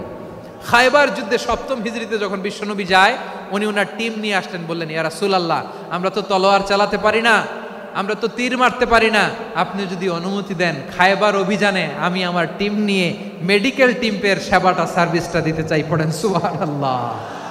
বিশ্বনবী অনুমতি দিলেন, যোদ্ধা সাহাবীদের সাথে রুফাইদা আল আসলামিয়া উনিও মেডিকেল টিম নিয়ে অগ্রসর হলেন। খায়বারের প্রতিটা আহত ইনজুর্ড সাহাবী যারা ইনজুরির শিকার হয়েছেন সবাই রুফাইদা আল আসলামিয়ার এই মেডিকেল ক্যাম্প থেকে চিকিৎসা সহায়তা পেয়েছেন। সুবহানাল্লাহ পড়েন। দেখেন কিভাবে বিশ্বনবী ট্যালেন্ট বাছাই করতেন। আপনি অবাক হবেন, বাহরাইনের মেডিকেল ইউনিভার্সিটিতে রুফাইদা আল আসলামিয়া মেডিকেল প্রাইজ অ্যাওয়ার্ড প্রতি বছর দেয়া হয়। যদি 8 দিনের এই মেডিকেল আমার বোনেরা যদি জেনে থাকো জানো, না হলে নতুন করে জানো, সার্চ দিও রুফাইদা আল ইসলামিয়া মেডিকেল অ্যাওয়ার্ড বাহরাইনের ইউনিভার্সিটিতে দেওয়া হয়। প্রিয় ভাইয়েরা, তাহলে আলোচনার সামারি আমরা করি। বিশ্বনবী যার যেখানে ট্যালেন্ট তাকে ওইখানে কাজে লাগাতেন। আওয়াজ করে বলেন ঠিক কিনা? এবার একটা ইন্টারভিউ হবে, আওয়াজ করে বলেন আবু মাহজুরাকে বিশ্বনবী কি বানাইছেন? হ্যাঁ, ভুলে গেছেন? সামনের চুলে হাত দিয়ে বিশ্বনবী কি সুন্দর গলায় আজান শিখালেন। মুয়াজ্জিন। যায়েদ বিন সাবেতকে একাডেমিক প্রজেক্টের দায়িত্ব দিয়েছেন, তিনি ছিলেন বিশ্বনবীর দোভাষী ব্যক্তিগত সচিব। মুসআব ইবনে উমাইর the first ambassador of Islam. আব্দুল্লাহ ইবনে আব্বাস উম্মার বড় শিক্ষাবিদ মুফাসসির। আব্দুল্লাহ ইবনে মাসউদ, আব্দুল্লাহ ইবনে মাসউদ ছিলেন জুরিস্ট। কি ছিলেন? জুরিস্ট ছিলেন, এই উম্মার সবচেয়ে বড় জুরিস্ট। খালিদ বিন ওয়ালিদ সেনাপ্রধান। হাসান বিন সাবেত, হাসান বিন সাবেত ছিলেন বিশ্বনবীর সভাকবি। কি ছিলেন? বিশ্বনবীর সভাকবি ছিলেন। এরপরে হুযায়ফা ইবনুল ইয়ামান কি ছিলেন? গোয়েন্দা বিভাগের প্রধান। মুআয ইবনে জাবাল কি ছিলেন? সিনিয়র আমলা, ইয়ামানের গভর্নর। আবু হুরায়রা রাদিয়াল্লাহু তাআলা আনহু হাদিস প্রিজার্ভেশনের কাজ করেছেন। আর আমাদের রুফাইদা আল ইসলামিয়া রাদিয়াল্লাহু তাআলা আনহা কি ছিলেন? নার্স ছিলেন, নার্স হয়ে মেডিকেল সেবা দিয়েছেন। প্রিয় ভাইয়েরা, পুরো আলোচনার যদি সামারি করি তাহলে বিশ্বনবী যেভাবে হিউম্যান রিসোর্সকে ম্যানেজ করেছেন, যার যেখানে প্রতিভা কাজে লাগিয়েছেন, আমরাও যদি করি আমাদের বাংলাদেশের চিত্র আমরা পাল্টে যেতে পারবো। আমরা শুরুতে শুনেছি মানুষের আছে অসীম সম্ভাবনা, প্রতিটা মানুষ অনন্য, যত্ন নিলে, যথাযথ পরিচর্যা করলে মানুষ বিশ্ব জয় করতে পারে। ঠিক কিনা? আমাদের হাফেজে কোরআনের সামনে দাঁড়াতে পারে এমন কোনো হাফেজে কোরআন আল্লাহর জমিনে জন্ম হয় নাই। গোটা বিশ্ব কাঁপিয়ে তারা সেরা, আমাদের ক্রিকেটাররা সেরা, আমাদের তৈরি পোশাক শিল্প সেরা। এরকম অনেক অনেক সেরা জিনিস আছে, আমরা এগুলোরে নার্চারিং করতে পারি নাই, পরিচর্যা করতে পারি নাই, সঠিক তারবিয়াতের অভাব। তাহলে মানুষের অসীম সম্ভাবনাকে কাজে লাগাতে হবে। ঠিক কিনা বলেন? ইউনুস গভর্নমেন্টকে আমি বলবো, অল্প সময়ের জন্য আপনারা এসেছেন, সংস্কারও করতে হবে, আবার নির্বাচনও করতে হবে। সব সংস্কার হয়তো করতে পারবেন না, যতটুকু পারবেন এর মধ্যে আমাদের যে হিউজ ম্যান পাওয়ার, আমাদের যে মানব সম্পদ, হিউম্যান রিসোর্স, এটাকে ডেভেলপ করে আপনাদের যেতে হবে। যেটা পারবেন না সেটাকে পরবর্তী নির্বাচিত গভর্নমেন্টের কাছে রেখে যেতে হবে, যে তারা যেন করে, তাদের কাছে আপনারা এটা রেখে যাবেন। তাহলে মানুষ চাইলে বিশ্ব জয় করতে পারে। আর মানুষকে হারাতে পারে কেউ? জোরে বলো যশোর, মানুষকে হারাতে পারে কেউ? আল্লাহ আমাদেরকে জনসংখ্যা দিয়েছেন প্রিয় ভাইয়েরা। এই জনসংখ্যা অনেক বড় সম্পদ, এটা আমাদের জন্য অভিশাপ নয়, আশীর্বাদ। আমাদের জনসংখ্যাকে যদি আমরা জনশক্তিতে রূপান্তর করতে পারি, আজকে বাংলাদেশ যে অবস্থানে দাঁড়িয়ে আছে, বাংলাদেশ তার 20 গুণ উন্নতির শিখরে চলে যাবে। চিল্লায় বলো ঠিক কিনা? আমাদের শ্রমিক ভাইয়েরা বাইরে কাজ করে, আমাদের শ্রমজীবী ভাইয়েরা, প্রবাসীরা, তাদের ব্যাপারে গুরুত্ব দিতে হবে। আমাদের শ্রমের দাম সবচেয়ে কম, সবচেয়ে কম। তারা এম্বাসিতে গুরুত্ব পায় না, এয়ারপোর্টে গুরুত্ব পায় না। এই সরকার অবশ্য তাদেরকে অনেক গুরুত্ব দিচ্ছে। আমাদের অদক্ষ শ্রমিককে যখন আমরা দুবাই পাঠাই, অল্প বেতন পায়, কিন্তু ইন্ডিয়ানরা দক্ষ শ্রমিক পাঠাইলে তার 3 গুণ বেতন পায়। আমরা আমাদের শ্রমিকদেরকে অদক্ষভাবে আর পাঠাতে চাই না, দক্ষ শ্রমিক পাঠিয়ে আমরা রেমিটেন্সের বন্যা বইয়ে দেব। আমাদের শ্রমিকদের পাঠানো রেমিটেন্সের টাকায় সচল থাকে আমার দেশের অর্থনীতির চাকা। তাদেরকে সবচেয়ে গুরুত্ব দিতে হবে। আমরা পেয়েছি ফ্রিডম ফাইটার, মুক্তিযোদ্ধা, আর আমার প্রবাসী ভাইরা হচ্ছে রেমিটেন্স ফাইটার। জোরে বলো ঠিক কিনা? তাহলে আমাদের এই জনশক্তিকে জনসম্পদে ট্রান্সফর্ম করতে হবে। ঠিক কিনা বলেন? সরকার জনগণকে এভাবে পলিশ করতে হবে। মা বাবারা ছেলে মেয়েদের মধ্যে কার কোন যোগ্যতা তাকে ওইভাবে কাজে লাগাতে হবে। সবার এ প্লাস পাওয়ার কোনো দরকার নাই। আমাদের দেশে একটা টেন্ডেন্সি আছে, পরীক্ষায় এ প্লাস না পাইলে কই তুই কি করলি, পাশের বাড়ির ছেলে এ প্লাস পাইছে, যা ওর পা ধোয়া পানি খা। কি খা? তা আমি ভাবছি যে পা ধোয়া, এ প্লাস পাওয়া ছেলেদের পা ধোয়া পানির একটা পানির ব্র্যান্ড বানাইতে হবে এরকম। লেখা থাকবে এ প্লাস পাওয়া ছেলেদের পা দোয়া পানি। খাওয়া নাই, এগুলার খাওয়া নাই। ওরে আল্লাহ এ প্লাস পাওয়ার জন্য বানাইছে, আর আপনার ছেলেকে এই এ প্লাস গুলারে নিয়ন্ত্রণ করার জন্য আল্লাহ বানাইছে। ওকে দিয়ে আল্লাহ কি করবে আপনি জানেনই না। একটা এ প্লাস, একটা এ গ্রেড একটা মানুষের জীবনকে ঠিক করে দিতে পারে না। আপনার ছেলেকে আল্লাহ অন্যদিকে যোগ্যতা দিয়েছে। ওদের মনোবল ভাঙবেন না, খবরদার খবরদার। ছেলে মেয়েদের মনোবল ভাঙবেন না। যাকে দিয়ে যেটা হবে তাকে দিয়ে সেটা করতে হবে, তার প্রতিভাকে সেভাবে কাজে লাগাতে হবে। তাহলে বাংলাদেশ আমাদের এই জনসংখ্যা জনসম্পদে রূপান্তরিত হবে। আমাদের সরকারের তত্ত্বাবধানে আমাদের 18 কোটি জনগণ দক্ষ জনশক্তিতে রূপান্তরিত হোক, আমরা চাই কি চাই না? আমরা ভালো মানুষ, শ্রেষ্ঠ মানুষ হতে চাই কি চাই না? ওই জাপানিজদের মতো সৎ, ওই ইউরোপিয়ানদের মতো কালচার্ড। আমাদেরকে আল্লাহ তাআলা কোরআন সুন্নাহ অনেক কিছু দিয়েছেন। যেহেতু বর্তমানে আমরা দেখছি তারা সৎ, তাদের মধ্যে ভ্যালিউ আছে, সেগুলো আমাদের মধ্যে আনার দরকার আছে না নাই? আর ইসলাম দিয়ে আমাদের জীবনকে সাজাতে হবে, ইসলাম দিয়ে আমার পরিবারকে সাজাতে হবে। ইসলাম থেকে, কোরআন থেকে প্রেসক্রিপশন না নিলে জীবন সুন্দর হবে না। কোরআন থেকে প্রেসক্রিপশন না নিলে সমাজ সুন্দর হবে না। কোরআনের প্রেসক্রিপশন না মানলে রাষ্ট্র সুন্দর হবে না। কোরআনের প্রেসক্রিপশন অ্যাপ্লাই না করলে শুধু দুর্নীতি দমন কমিশন দিয়ে দুর্নীতি বন্ধ করা যাবে না। এজন্য কোরআনের আইন আমরা চাই কি চাই না? প্রিয় ভাইয়েরা, হিউম্যান রিসোর্স ডেভেলপমেন্ট, মানব সম্পদের উন্নয়ন, আমাদের সরকার যেন এদিকে নজর দেয়। আমরা যেন এই ব্যাপারে যত্নবান হয়ে উঠি। যাকে আল্লাহ যে যোগ্যতা দিয়েছে, এই যোগ্যতা দিয়ে আমরা যেন ইসলামের জন্য, দেশের জন্য কাজ করি। আমরা যেন আমাদের স্কিল ডেভেলপ করি, আমাদের পটেনশিয়ালকে ডেভেলপ করি। মোরালিটি, ভ্যালিউজ নিয়ে শায়েখ আহমদুল্লাহ আলোচনা করেছেন, এগুলো দিয়ে যেন আমরা আমাদেরকে সাজাই। আল্লাহ তাআলা আমাদের দেশকে তুমি নিরাপদ করো, আমরা পড়ি আমিন। আল্লাহ আমার 18 কোটি জনগণকে তুমি জনশক্তিতে রূপান্তরিত করো, আমিন। আল্লাহ আমরা হাতে হাত রেখে, কাঁধে কাঁধ মিলিয়ে, ভাইয়ে ভাইয়ে যেন এই দেশকে গড়তে পারি, আল্লাহ তুমি তৌফিক দান করো, আমরা পড়ি আমিন। আমার প্রিয় মহিউদ্দিন ভাই বলেছেন, হুজুর এমন একটা ঘোষণাপত্র দিয়ে যাবেন আজকের এই ঐতিহাসিক যশোরের প্রোগ্রামে, যেটা গোটা বাংলাদেশে মানুষ এটার উপর আমল করে। আমি যে কথাটা বলেছি এটাই, আসুন আমরা আমাদের জনসংখ্যাকে জনসম্পদে ট্রান্সফর্ম করি। আমাদের জনসংখ্যাকে আমরা যেন জনশক্তিতে রূপান্তরিত করি। জনসংখ্যাকে ট্রান্সফর্ম করে জনশক্তি দিয়ে আমরা যেন আগামীর বাংলাদেশ, স্বাধীন বাংলাদেশ 2.0-কে গড়ে তুলি। আল্লাহ তাআলা আমাদের সবাইকে কথাগুলো বোঝার, আমল করার তৌফিক দান করুন। এই জেনজি, ক্ষমা করে দিও আমাকে, অনেক ধমক দিছি, বকা দিছি। আল্লাহ তোমাদেরকে করুক, কবুল করুক, যশোরবাসীকে কবুল করুক, আদ দিনকে কবুল করুক, এই মেডিকেল কলেজকে কবুল করুক, ইসলামের জন্য বাদ ভাঙা এই জোয়ার এবং উচ্ছ্বাসকে আল্লাহ তাআলা কবুল করুক। হাযা মা ইনদি ওয়াল ইলমু ইনদাল্লাহ আলাইহি তাওয়াক্কালতু ওয়া ইলাইহি উনীব। সুবহানাকাল্লাহুম্মা ওয়া বিহামদিকা আশহাদু আল্লা ইলাহা ইল্লা আনতা আস্তাগফিরুকা ওয়া আতুবু ইলাইক। আল্লাহুম্মা আমিন।